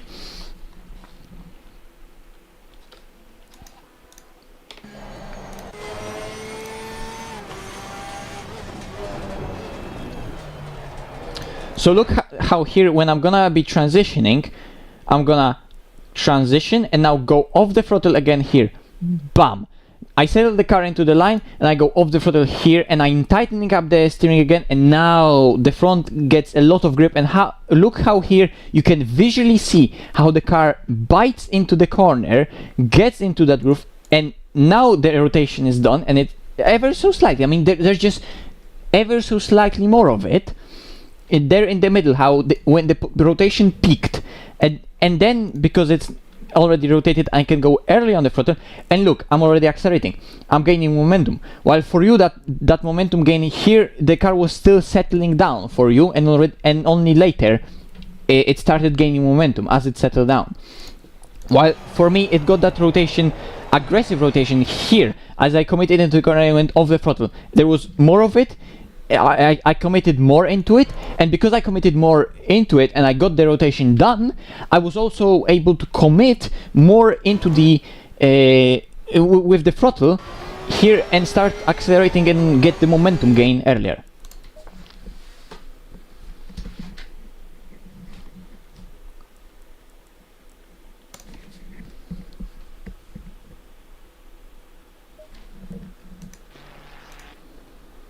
It's gonna be both the straight and just maybe even the apex speed could be higher if you would load up the front, go off the throttle a tiny bit sooner when you're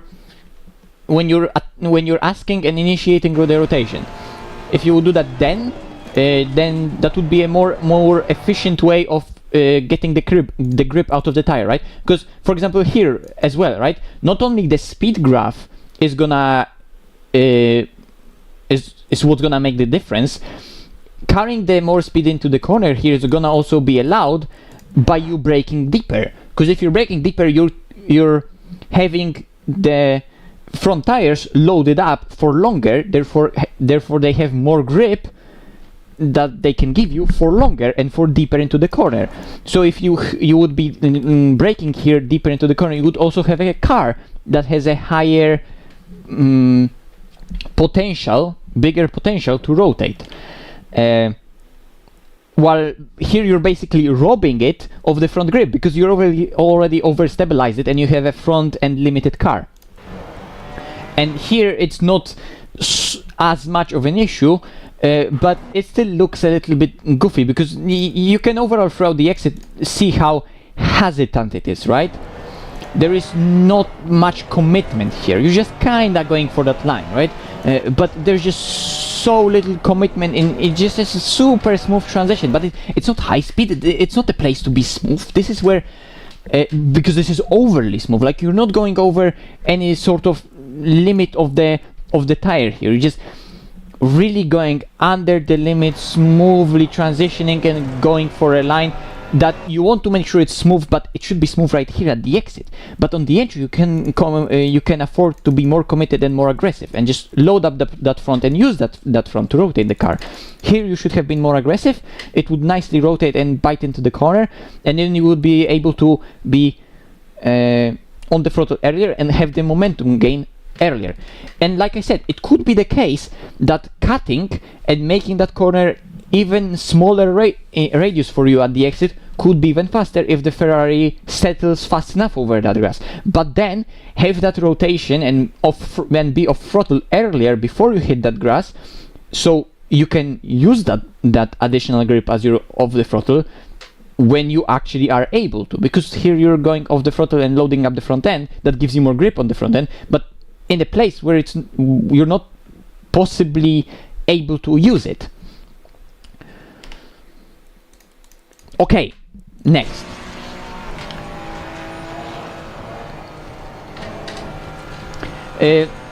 Here maybe you could try going off the throttle later, but again, like turn 1, I don't know the Ferrari with how at high speed it treats its tires and aerodynamic balance. But it's very clean and the timing is good.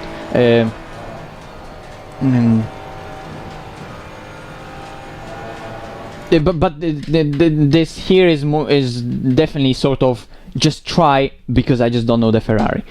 Same as turn 1. From my eye you could maybe be more aggressive, but that's also me, that I like to be aggressive if I go into the corners, because most of the time it works.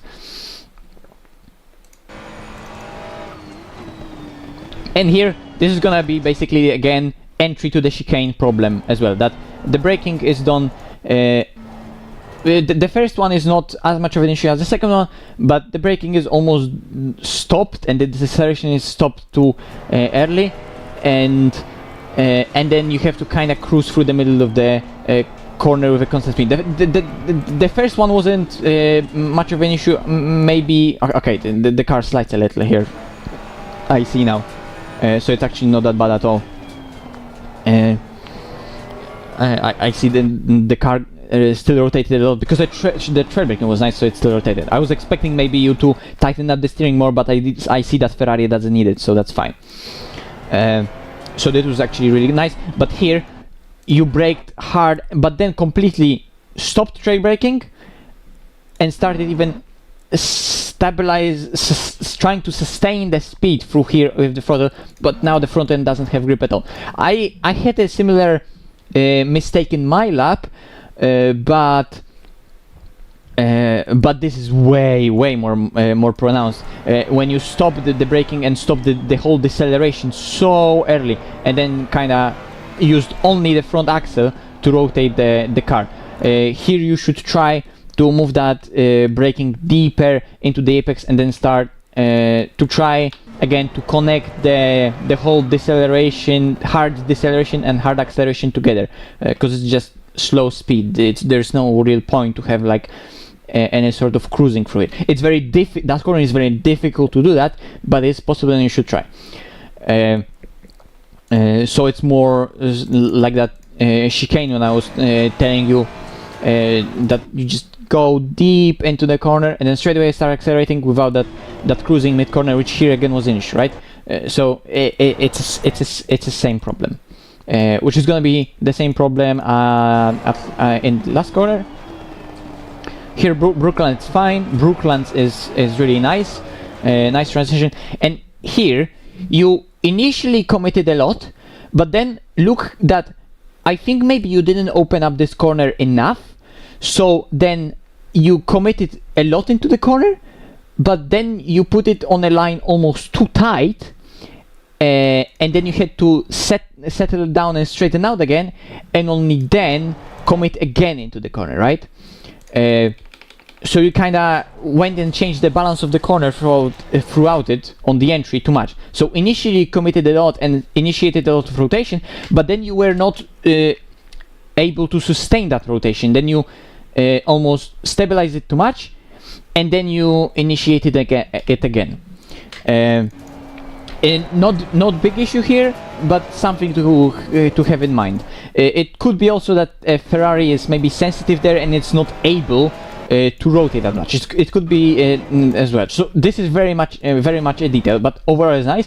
But then you go too early on the throttle. So I would say that you should try to brake a tiny bit earlier and sustain that rotation with the brakes a tiny bit deeper into the corner, somewhere too along now, only now go on the throttle, right?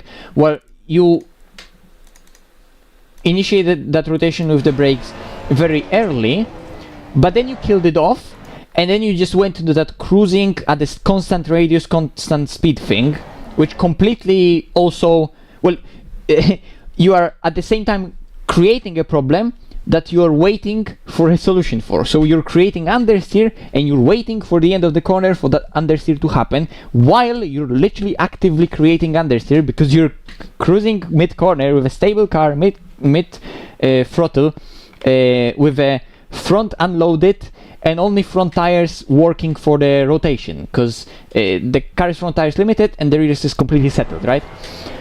So it's a difficult situation to get out of. This is why you should avoid it at all costs, because it's a situation that you can easily get into, but then to get out of, well, you basically can't. Like, you have to try to sustain the speed with mid throttle, because otherwise, I mean, like, you would have to start re-accelerating from super low speed. So obviously you have to try to sustain that speed, and you have to wait for the understeer. There's no other way to fix that. You just have to wait. So the only solution is to try to work on the entry to get rid of that even being a possibility. So try moving the deceleration zone further, be it by initial straight line braking, trail braking, or that point or that zone in the corner where you're just trying to sustain the rotation with like dabs of the brakes and ever like little 10% brake pressure, right? So similar to Stowe, right, trying to avoid that zone in the middle where you're just waiting too much and coasting too much, trying to just move the braking and deceleration and hard rotation as you're leaning on the rear tires grip more into the corner. So at the point when you're going on the throttle, the rears are already at the limit and the car is not front tires limited as you're going on the throttle, right? And overly stabilized.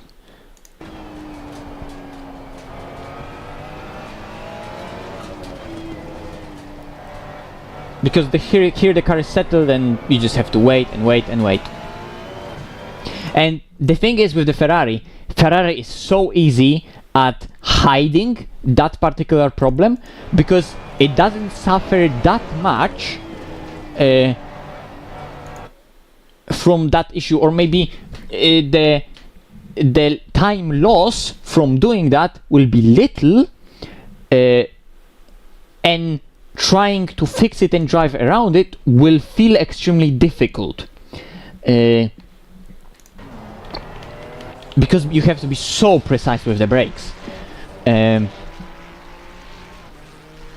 because it's again an aero-driven car, so you can't really play so much around with it like with a car like a Porsche, right?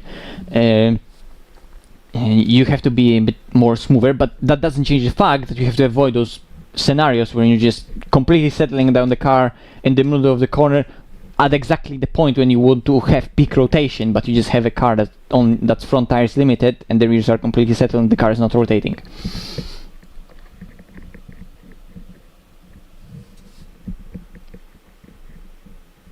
Yeah, that is also an issue in 296, that is just difficult to kind of understand what the car needs.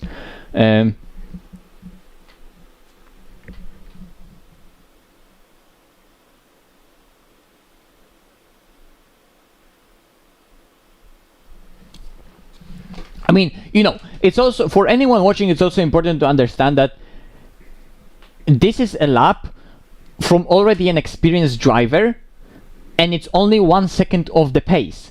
Like, that's already fast, and the things that we went over here in this particular lap are really little details, and there's tons of stuff that's just executed right.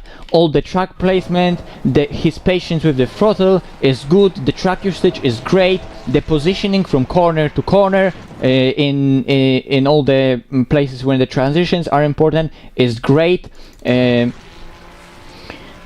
He's avoiding as much as possible doing just wrong stuff with the car, even though some of the little things mid-corner sure are there, but those are very little details, right?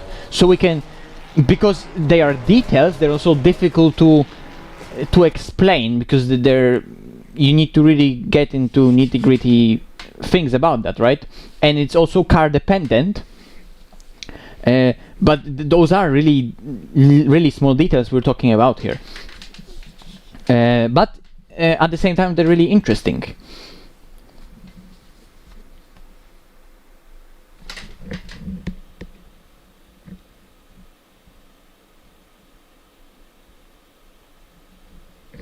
Yeah, Ferrari is great at hiding those mistakes, and just it's not like it doesn't care about them. It hides it because it loses so little time, even though you're making mistakes, but you are losing time. And then because it hides it so well, it's difficult then to understand, well, where the hell is all that hidden pace, which is there. There's a lot of pace in this car, but it's just so well hidden because it's so easy to just do those little mistakes here and there and not understand, holy shit, the car actually had so much pace in it. Well, because in other cars, it's very easy to get stuck in a Ferrari like that, Flicker Dogs, because this feels like a decent lap, and if you would try to drive differently, you wouldn't really feel much of a difference. So you're almost, the car kind of forces you into that weird feeling of, well, I'm kind of doing everything right. Like, what's really wrong here, right? Sure, there is gonna be more obvious things that you can see straight away. Oh, okay, that's kind of wrong, that I have to improve, and the stuff that you feel. But there will be a tons of those little detailed stuff that the car can just hide so easily from you, while other cars will feel very difficult to drive from completely different reason of those mistakes being so easy to do, but also so difficult to avoid making in the first place, because like the car is moving around all the time, and on top of that they cost you a lot of time, right? So not only you're making those mistakes, but they're obvious mistakes because you know what you did wrong, but on the other hand it's also extremely difficult to not do them because the execution is so difficult, right? And here the execution is also very difficult, but it's so well hidden. So it's not necessarily more difficult to then do them, but more difficult to understand why. Okay, that was Flicker Dogs' lap. Let's see that other thing that I had.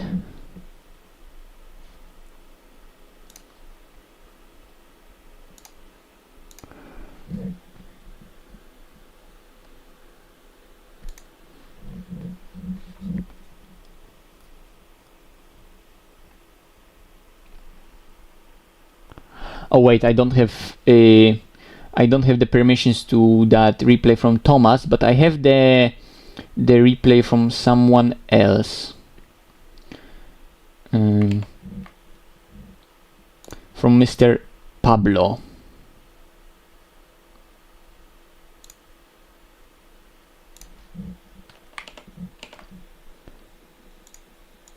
So let me quickly move that replay in here, and it's gonna be here.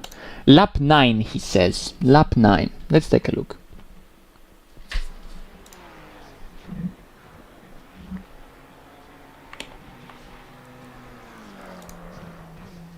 Holy hell, that's a lot of people on the server.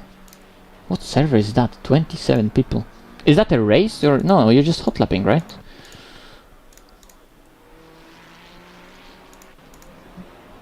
$58.8, he said, right.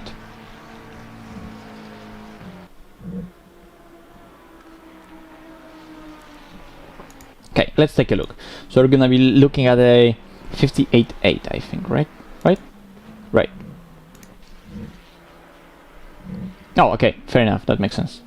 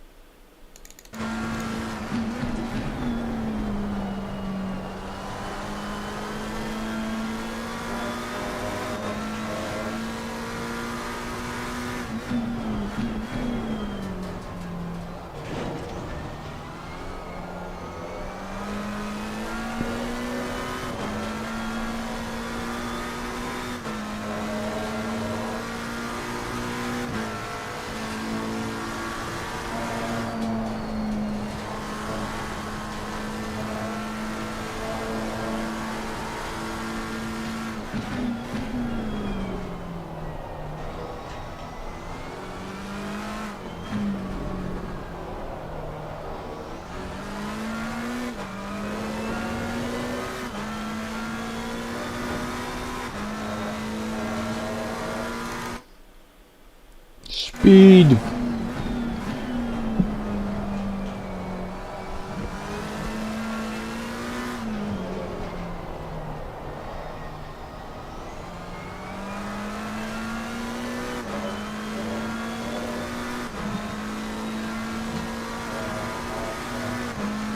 Okay. Decent lap, but there are few issues. So let's talk what's what.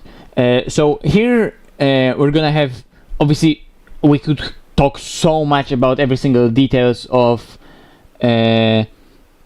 all of everything that happened in the lab, but obviously a lot of those smaller issues are gonna be a product of a bigger issues, right? So for example, in FlickerDocs's lab, there will the majority of the things were already really nice, and then the rest were those details that could be treated well treated as just isolated issues, right? Because the rest was really solid, right?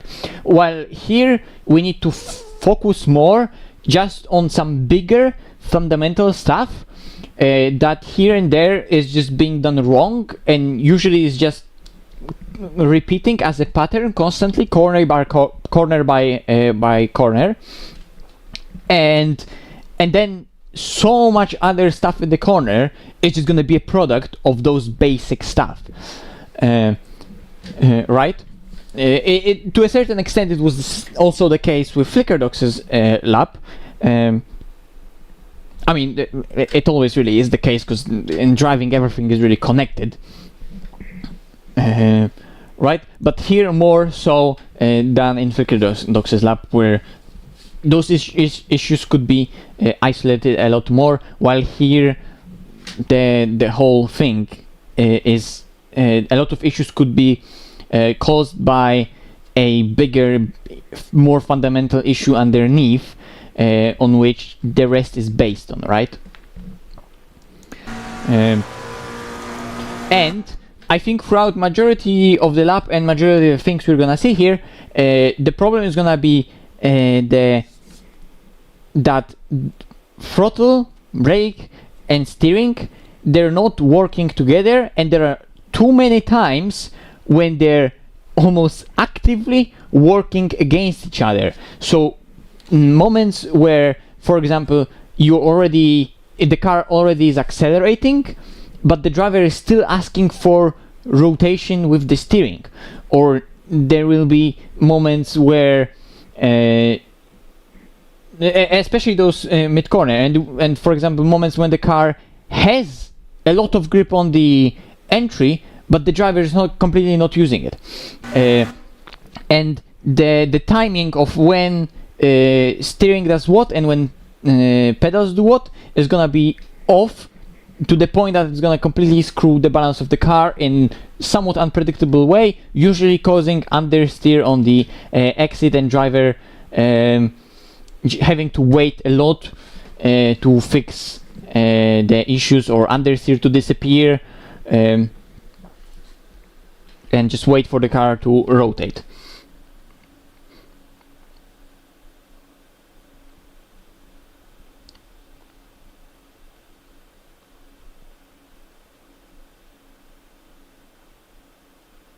Yeah, I mean, McLaren is just easy to pick up and drive car, sort of similarly to Ferrari. Ferrari more in a sense that it just hides the problems you have extremely easily. McLaren more in a sense that it's extremely easy to understand just what it wants, and not exhibiting too many moments of "I want to kill you." Obviously every car wants to kill you at some points. In Siverstone there are a lot of corners like that, where that could be a situation, but those two cars are definitely very easy to just pick up and drive.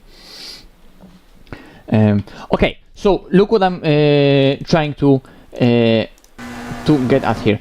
You're going into the corner, all is nice. There's definitely more stability in the setup, because you can see just how much more reluctant to rotate it is than those two other laps we saw, where driver had to be super cautious with the car, and here you can ride the brakes deeper into the corner, so that's really nice, right? On the entry is really good, but then the driver doesn't ensure that the majority of the rotation he wanted is done, and then he already goes on the throttle, but it's still asking the car to rotate, right? And it's just making the front go completely up, steers with the steering more and tightens it up, which just robs the front tires out of the grip, overstabilizes the car, and just creates big understeer and makes the car wash out to the outside, right? He still makes the corner, but if you would ensure that you're creating situations in which that is not an issue, and you're being more patient with the throttle, and you're timing your throttle application more with when the rotation peaks, and only after the rotation peaked and the majority of the rotation was done, only then you're going on the throttle and releasing the steering and letting only then the car run wide to the exit. You would not exhibit those moments of understeer, and those moments of understeer cause you to go slower into the corners in the first place. If you are doing a lot of mistakes like that and you're anticipating the understeer to happen, then you're instinctively and naturally aiming for a lower apex speed to compensate for mistakes like that, right? So here you still made the corner, but here as you started to understeer, the car was extremely reluctant to start accelerating. Potentially the apex speed was also compromised, like I said, because of that understeer you compensated for. And yes, you made the corner, but because the car was reluctant to turn in at the exit, and there was a lot of scrubbing here, the exit that you're carrying out of there, and the momentum is not gonna be as great. And even though the overall average speed that was carried through there was decent, and the line was really nice, that's a little detail to avoid there. And in that particular corner, you lost very little doing that. The time loss there wasn't that substantial. It's very little, but it's an indication for things to come. Let's say, going into the corner, you lift too late and you load up the front of the car too late, so you don't cut enough. You realize too late that's an issue, so you downshift even further to 4th gear to get more engine braking, but you can see now it's too late. So you again initiated you initiated the rotation too late. Your rotation for the corner peaked too late, which forced you again into the situation out of which you would have to get out of, and you started decelerating, and because of that you over decelerated throughout the whole complex, and on top of that you tightened up the next corner because it's one S leads into another. So not only you had to overslow on the exit here, you also tightened up the next corner too much. So try to make sure again that rotation peaks at the point when the car has most amount of grip available for it, and do it in a way that's gonna geometrically fit what you want to do on the track, right? So for example here, do it in the way that rotation is gonna peak when you have maximum load on the front tires, and you're gonna use that rotation in a way that you're gonna end up here in the middle. So for you, that rotation peaked too late because it peaked right here, and because not enough of it was earlier, you ended up very wide and you compromise your track position in track placement. And look how here also, because the rest of the corner was tightened up, but here you know that, well, okay, now you have to have a slower speed to make the corner initially, but like it's not that the corner is super tight later, so you end up again in a situation where you have to exactly that situation we were talking at the last corner with flicker docks, where we want to avoid all the time that constant radius, constant speed, right? But here you basically got forced into that situation again, because those are situations you basically can easily force yourself into, but there's no getting out of. And this is again one of them, where you just are already super slow and you force yourself into the line with a super tight corner, and you just have to wait and wait and wait with the throttle, because there's no other way out of there. You already got stuck into an understeer with a slow car, and you have to just cruise through there because you overslowed the car too early. You were forced to because you screwed up the line. So it's not like this corner in particular is an issue. This corner is again a product of a previous corner, but again important to point out when the time loss came from, and also important to notice what to do to avoid that time loss and why it is so beneficial to do that other thing. And it is basically not only because the speed is low, but also because that low speed forces you into that understeer that furthermore emphasizes the issue, because then all you can do to avoid that is just wait and wait and wait with the throttle.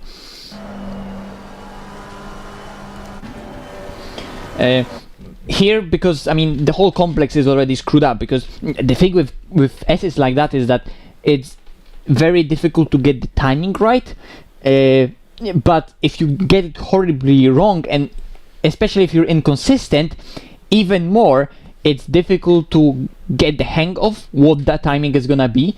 And then when you make one mistake, then second mistake, and it all builds up, then you're gonna find yourself in a situation maybe that you were not really prepared for, and another mistake comes, right? I don't know if that's necessarily the case here, but just saying it as an example. More consistency will make you be able to be more consistent furthermore, right? And little mistakes here and there will just not only, you know, if they will happen more and more and more, it will like spiral out of control. More mistakes will create more mistakes, especially in corners that are just connected. Not only because this situation creates the next situation, it also makes you not know what's to come because you're not prepared for it, right? It's not only that here you got forced into a wrong line, it's also that right here, okay, you got out of that situation where you were on a wrong line, now you're finally again with a good speed and a good track position, but because your approach was completely different, something else happened, there was no flow, you're out of it, the timing is off, and you make another mistake because there was no consistency and no flow, right? So that's also an issue in consistency, that you can easily lose that flow if you make mistake like that in a connected corner.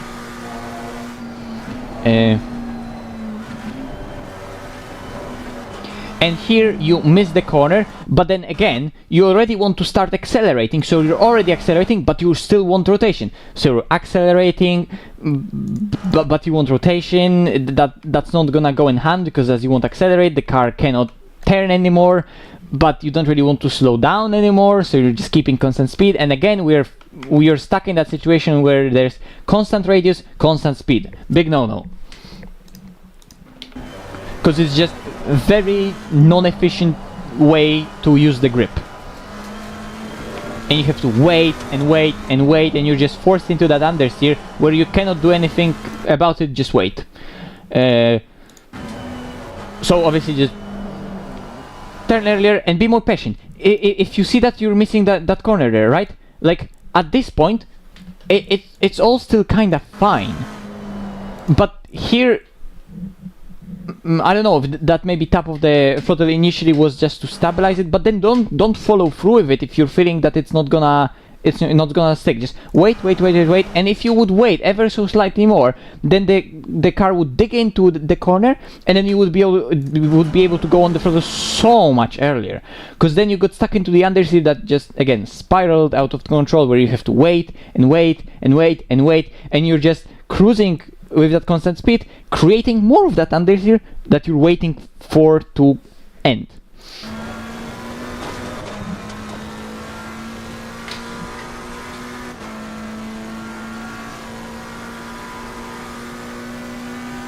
Yeah. So, like, if you feel ever so slightly something's going wrong, be patient with the throttle, especially with high-speed things like that, right? Because it's just gonna completely ruin your exits if you then get stuck in that understeer. Don't be too greedy with the throttle.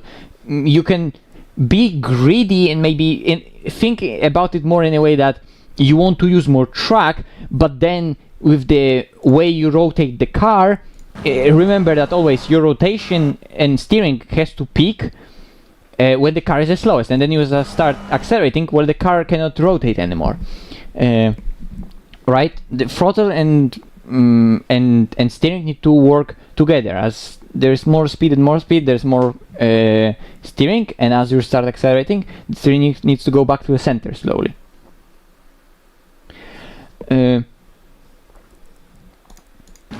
Well, in the middle of the corner here, you're not steering too much, right? But because you're going on the throttle, you're unloading the front tires, and now front tires are losing the grip because you went on the throttle and you unloaded them, right? You go on the throttle, and the weight transfer goes back, and it gives grip to the rear tires, and it unloads the front tires, and the car suddenly stops its rotation. It doesn't gain any. It stops gaining any rotational momentum. If you know what I mean. That momentum just stops. It doesn't want to rotate anymore, and on top of that, it stabilizes, and front tires are not able to generate that rotational momentum anymore as well as they could because you unloaded them. So you're not steering too much, but because you went too early with the throttle, you got into understeer, and now you're steering definitely too much for the speed you're going with, but you force yourself into that situation by being initially too early with the throttle. Because here, if you would wait, that would be a good amount of steering for the car to bite if you would sustain the load on the front tires by basically not unloading them. By staying off the throttle for a tiny bit longer, that load on the front would be kept on the front tires. They would dig into the corner just ever so slightly more, rotating more, and then you would be able to go on the throttle earlier and release the steering and accelerate earlier out of the corner, because that rotation and majority of it would be done earlier. And here you just robbed that car of rotation, but you asked it to do it later in the corner, which it was just not able to.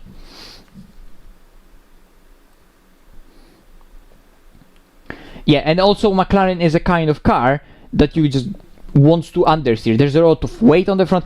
Funnily enough, McLaren Evo has a lot of weight on the front. It's not a car you would think that's the case, but it has a lot of weight on the front. You can see that in its tire temperatures. That tire temperatures front to rear are very similar, because even in a car like a Ferrari will have quite a cool and cold front axle compared to its rear axle, while McLaren's tire temps are gonna be very balanced.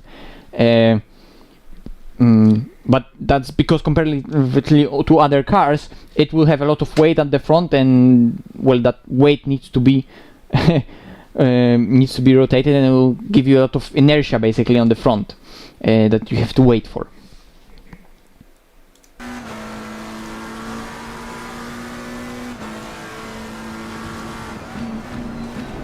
Here, similar issue to what Flicker Dogs did.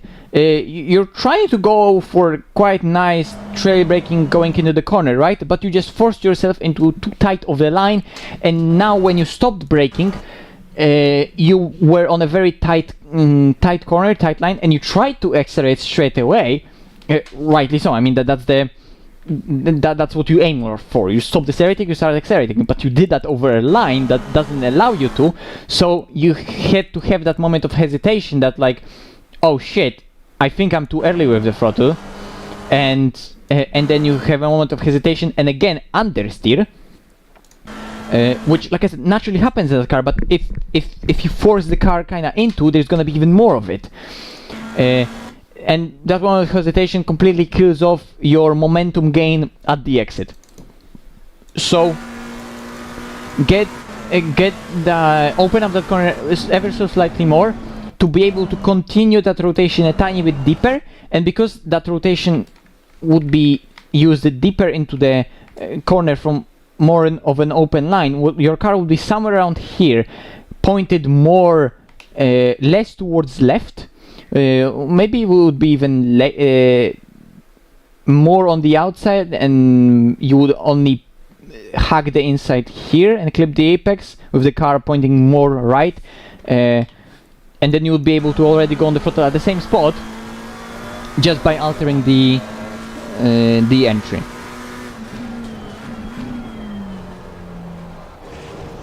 Here, same problem as filter docks, right? Just see how early you stop that trail braking. Also, look how much rotation, like you can see it as an example. Look how much rotation the car gained as you were trail braking. Like here you trail brake and the car bit so much into the corner. There's a lot of rotation initiated to the point where you were like, oh, hang on a minute. I stopped too early into the corner and I rotated the car too early into the corner. I need to go off the brakes, stop rotating, because I'm gonna go into that curb. And you actually went into the curb. You're releasing the steering already while cluttering that curb. But you could see how early the car went in there. You got almost surprised by that. And you see you hesitated here with the steering. You were like, oh, hang on a second, it's turning a lot. And it turned so much you clatter into that curb. And overall, the deceleration through the corner were just done so early that the time loss was huge here because of how early the speed was lost. Here, your average speed through the corner is just super low because of how slow you're already going through the corner. While you can be carrying a lot more speed through the corner, it doesn't mean that on the apex or in the middle here you will be faster, but your average speed throughout that whole deceleration zone will be higher because you're gonna be decelerating deeper into the corner. So your average speed will be higher throughout. While here you just need to accelerate already, even though you're gonna still go off the throttle. So like that acceleration zone is pointless if you had to lose so much time to get a decent acceleration zone initially between those two corners. The next acceleration zone, yes, this is crucial, but that little acceleration between the two of them, I mean, there really only the car positioning matters, and then how you enter into the second one, like we explained with flicker docks.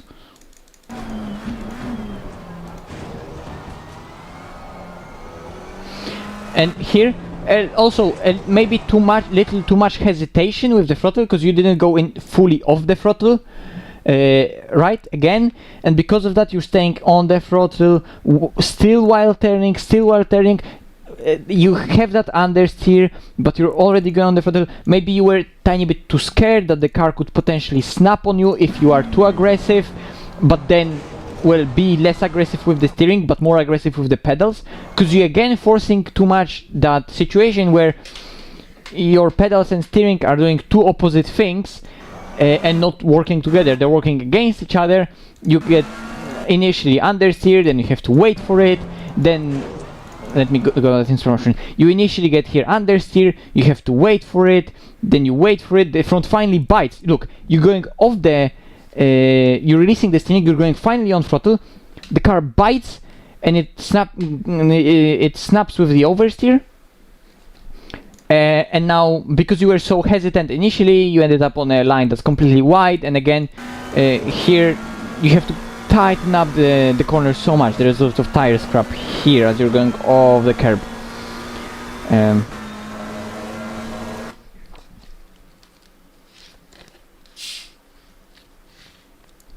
You could try. It's a McLaren, so it should work.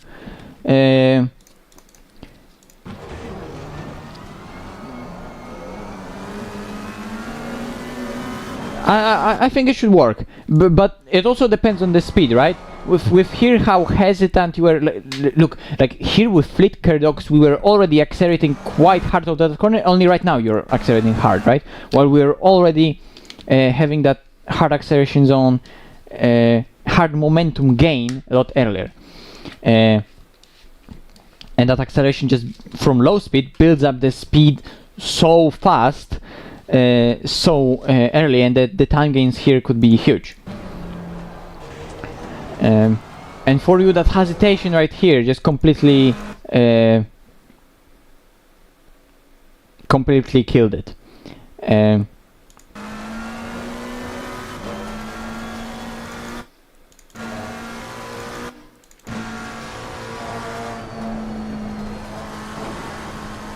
That was decent. But again, if you would be a tiny bit more patient here, just a tiny bit more patient with the throttle, you would again avoid that situation where here you still desperately want the rotation with the steering, like you're asking for more steering, but you're already going hard on the throttle to the point then again here, right? Here you're again going off it. And you're not going fully on it, right? So initially you go on the throttle and then you realize that's understeering a little, right? So you're definitely too greedy on the throttle the whole time. You need to make sure that your throttle works together with your steering on the exits, because you're putting yourself way too much in positions where you feel like the car has so much understeer, but you are also the one that's creating that understeer. You know, it doesn't mean that you're gonna be ever so slightly, just a little bit more patient, and suddenly the car will start rotating like on an esports setup, right? But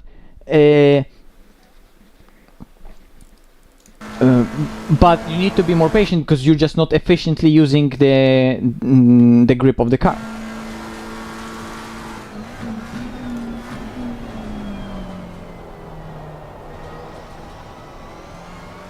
Again, initially ever so slightly too greedy on the throttle, right? That would be here, could be nice if you would be initially aggressive on the throttle and rotated the car on the throttle and then continued with that rotation, release the steering and settled on the car. But here you went too greedy on the throttle while being also lazy on the throttle, so you just over stabilize the car and then you have to wait and wait for that understeer, and only then you're accelerating, right? So here what you could do could be aggressive on the throttle right now when the four tires are on the limit, and rotate the car on throttle ever so slightly and then control it by immediately also releasing the steering. So when you feel like in mid corner the car is on limit on all four tires and you feel like, well, I kind of want more rotation, you can then be aggressive on the throttle and rotate it on the throttle. But here you're hesitant on the throttle again, you're lazy on the throttle. Maybe you're just trying to be smooth, but in that case the smoothness and throttle application way too early, just because it's an understeer, while you again didn't ensure that that rotation was completed, and again you got stuck in the very little understeer initially that made you wait, and only now you can start accelerating, which, you know, it's only a split second, but it's there. And here, same as Flicker Lock, it's a difficult corner to do that, because it's a problem for everyone. But here you're just not even trailing with that brake ever so slightly into the corner. I mean, there was another brake application, but it was ever so little, and the whole entry was just super slow because you have to overslow the car way too much and start decelerating very early, right? You have to already stomp on the brakes very hard in a straight line and completely kill all the speed to be able here to turn hard. And again, look, you're initially greedy with the with the throttle, but trying to be smooth. Then initially you have that ever slight understeer. You see? Not aggressive enough in that situation, because here you can see here the car actually did rotate. You killed too much speed on the entry. You should try to trail brake there more. Use trail braking there and see if you can get the same amount of rotation without killing off so much speed through the entry phase. But the car indeed did rotate in the end here. So you could be here again aggressive on the throttle and continue with that rotation, but what you did was very smooth with the throttle, overly stabilized it, and you have to again wait for it. Only then you can go on the throttle. Okay, you control the traction nicely, but you just went on the throttle very late because of that. Fully on the throttle, and the car again started gaining momentum later than it was able to, and the time loss is there.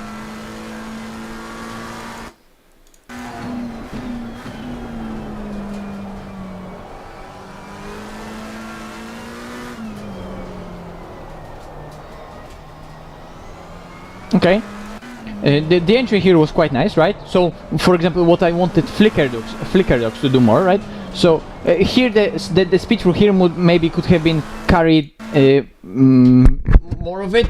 You saw, for example, me doing that swing, while for you, like, there's a stall in between of two corners where there's nothing happening. But you can indeed connect those two corners by carrying more speed through the first one, and then while being fully on the limit of the grip, keep on turning in to the point where you are right now, and then do the hard transition, right? While for you made the first corner tighter, and then here just had a straight in between. That's not needed because you can do, because there's extra road on the outside. You can just be on the limit of the grip throughout the whole thing, and then keep on the limit of the lateral grip here, and then do a swing. Right? Little details like that. So, but the entry itself, you're nicely here committed. But then look, you're going again on the throttle, and it just generates again an issue that then you have to wait for, and then you feel like, oh, again I have to wait for that understeer ever so slightly, and then you accelerate out of the corner, and it's just like, it's not like your car completely plows, but there are just those moments of hesitation. You just need to wait and wait and wait. So you can be there, try to be more committed or aggressive sometimes with throttle when you feel like you can rotate the car on the throttle, but in moments when you just are not able to rotate the car on the throttle, you need to be more patient. Like, for example, here, I mean, this is the point where you need to fully prioritize the traction, and the rotation is already done, but then you're just forcing the car to go into understeer and plow on the outside. You need to wait for the throttle, and only then you accelerate, right? Yeah. So, like I'm saying, for example, here you would be able to use the gas to rotate the car, but the thing is that it needs to be used then more aggressively, because now that the rear tires are at the limit, so then if you do aggressive throttle application, the rears will go over the limit and the car will rotate. If you will apply the throttle very smoothly, rather than going over the limit of the rear tires before they lose their grip, you will load them up enough so they gain enough grip that actually, even with that throttle, they stabilize the car while the fronts are losing that grip and the car goes into understeer, right? Depending on the situation, sometimes even low throttle application will still cause the car to understeer, right? To oversteer from the middle of the corner. But in majority of the situations, if you're just gonna apply ever slightly throttle, most cars will just settle down if you just do it smoothly and not a lot of it. But if you would just be more aggressive, you break that traction, then you would be able to complete the rotation you initially initiated, then continue with it and control it. Let me go back into my replay quickly before we finish up the stream. I mean, Siverstone is not really a place where you really do it, but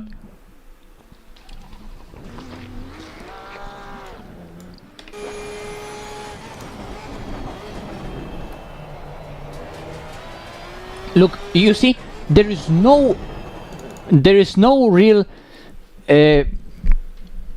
sign of any sort of understeer creeping in. The car is always balanced. I applied enough throttle so the car doesn't oversteer, but it's at the same time enough throttle, and I release the steering straight away to ensure that also the car will not oversteer. You see, I'm constantly in control of the car's balance and its state, understeer, oversteer. While for you're often way too greedy with the throttle in terms of just pure timing. You're going too early on it, and then you're creating maybe not being conscious of that understeer, that then you have to just wait for it, and you feel like, oh my god, I still need to wait for that understeer, right? So you need to be a lot more conscious on what balance change and what effect on balance your inputs will have, and on top of that have that in mind that you want to control the balance of the car with throttle and brake and steering simultaneously. They need to work together, because it's very easy to make them work against each other if you're not controlling the timing of all those inputs together, right? So I go on the throttle and straight away release the steering, and there's no sign of oversteer, no sign of understeer. Sure, traction control is their way working for me, so it's allowing me to control that rotation ever so slightly, right? But I mean, the car would still oversteer a little bit, even with TC, right? Here you can see that I had that rotation here mid corner. I did the same mistake as both of you, that I overslowed the car too much initially, but then when I had that rotation in mid corner, I applied the throttle quite aggressively, and here you can see how the rotation is completed with the throttle, and then I just control it, traction control kicks in, it helps a little, and straight away I'm accelerating, right? And the last corner again. Look here how just I'm able to go on the throttle, and I'm going on the throttle a bit earlier, because here I can be on the limit of grip throughout the whole thing. I don't need to have like a straight between it, and here only now I do the transition. I can connect those two corners straight away with each other. And here waiting, dabbing the brakes, trying to keep the throttle, the rotation going with the load on the front. And here, okay, I'm early with the throttle, but look how there's a lot of rotation in the car, because I managed to sustain that rotation deeper into the corner. That's what Flicker Dogs didn't do as well, because he just killed off that rotation so early, while I tried to ensure that even though the corner is very long, I'm trying to keep that load and rotation going throughout the whole thing. And then I'm going on throttle, and look again how I'm controlling how with the throttle I am rotating the car. So it's just enough to rotate it, but not too much to like completely make it lose control. And the car here is indeed rotated on the throttle. Bam. So smooth.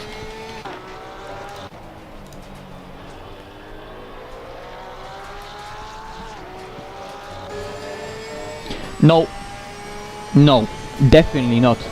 If anything, lower.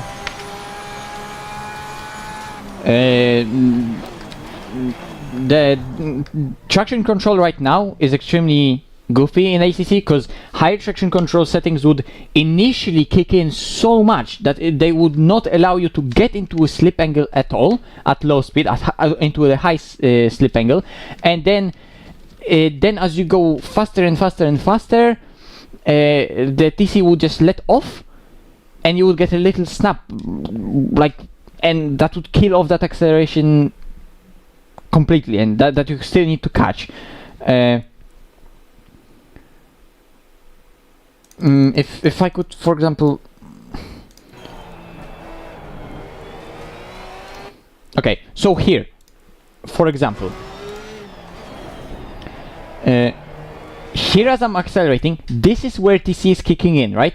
Right now TC is kicking in, is stabilizing the car, and then at some point it finally completely lets go, and then the car snaps. And you can see how initially the car is like, as I'm going on throttle here, it's stable, and then the TC lets off and it snaps. And that's what TC would do for you. And if you would get even more TC, it would just be initially extremely stable, like very stable. It would be actually understeering no matter what you do on throttle if you go with higher TC. But then still, no matter what, it would still let go later and give you that ever slightly little snap. I mean, extremely easy to control. Like this is nothing, but you would still feel oversteer, but just later. And initially, it would completely kill off the rotation. But it's initially when you want to keep it going, right? Like I have the rotation I have the rotation here going in the middle. I don't want to kill it off. I want to sustain it, and TC would completely kill it off. And then, for example, already as I'm here accelerating, here it would be fine, but it would completely not allow me here to sustain it if the TC would be too high. And depending on the car, that is the case, that it completely kills it off even on the lowest settings, like Audi, for example. That's why Audi, you have to basically everywhere drive it with TC off, because otherwise it completely kills the rotation. Porsche is almost similar to a certain extent depending on the setup you drive.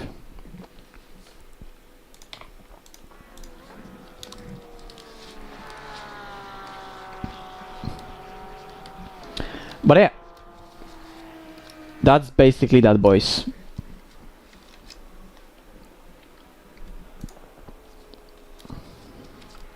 Damn, that was a long one. We've been going for a long time now. It's 2.5 hours. Damn.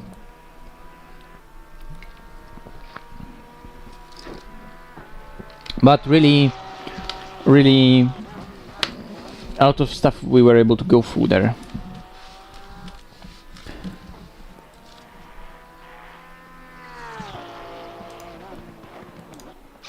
Nice, glad you liked it. Okay.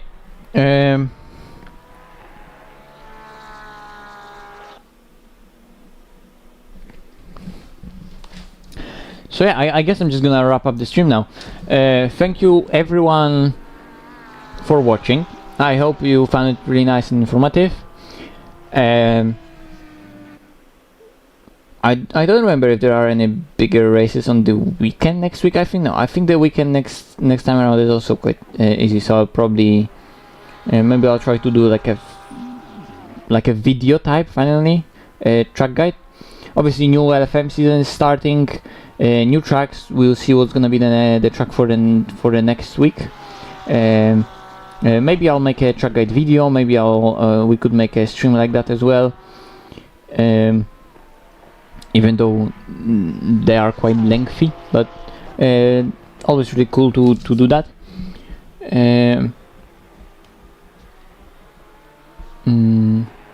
And yeah, new LFM season starting, with also new LFM Pro season starting. I'll try to do LFM Pro, so we'll see if I could catch you on the stream with that. It's gonna be Imola first round, and a bunch of other championships that will start soon. Right now a lot of championships have ended, so just waiting mid-season for new stuff to happen, and who knows, we're still waiting for potential ACC update that who the hell knows when it might finally drop. But well, it has been confirmed that it is this month, right? The GT2 update. So at some point this month, even though we are only at the beginning, the first week just passed, we will see. Looking forward to that. So for now, thank you very much for watching, and see you on the other streams or videos. Goodbye and good night.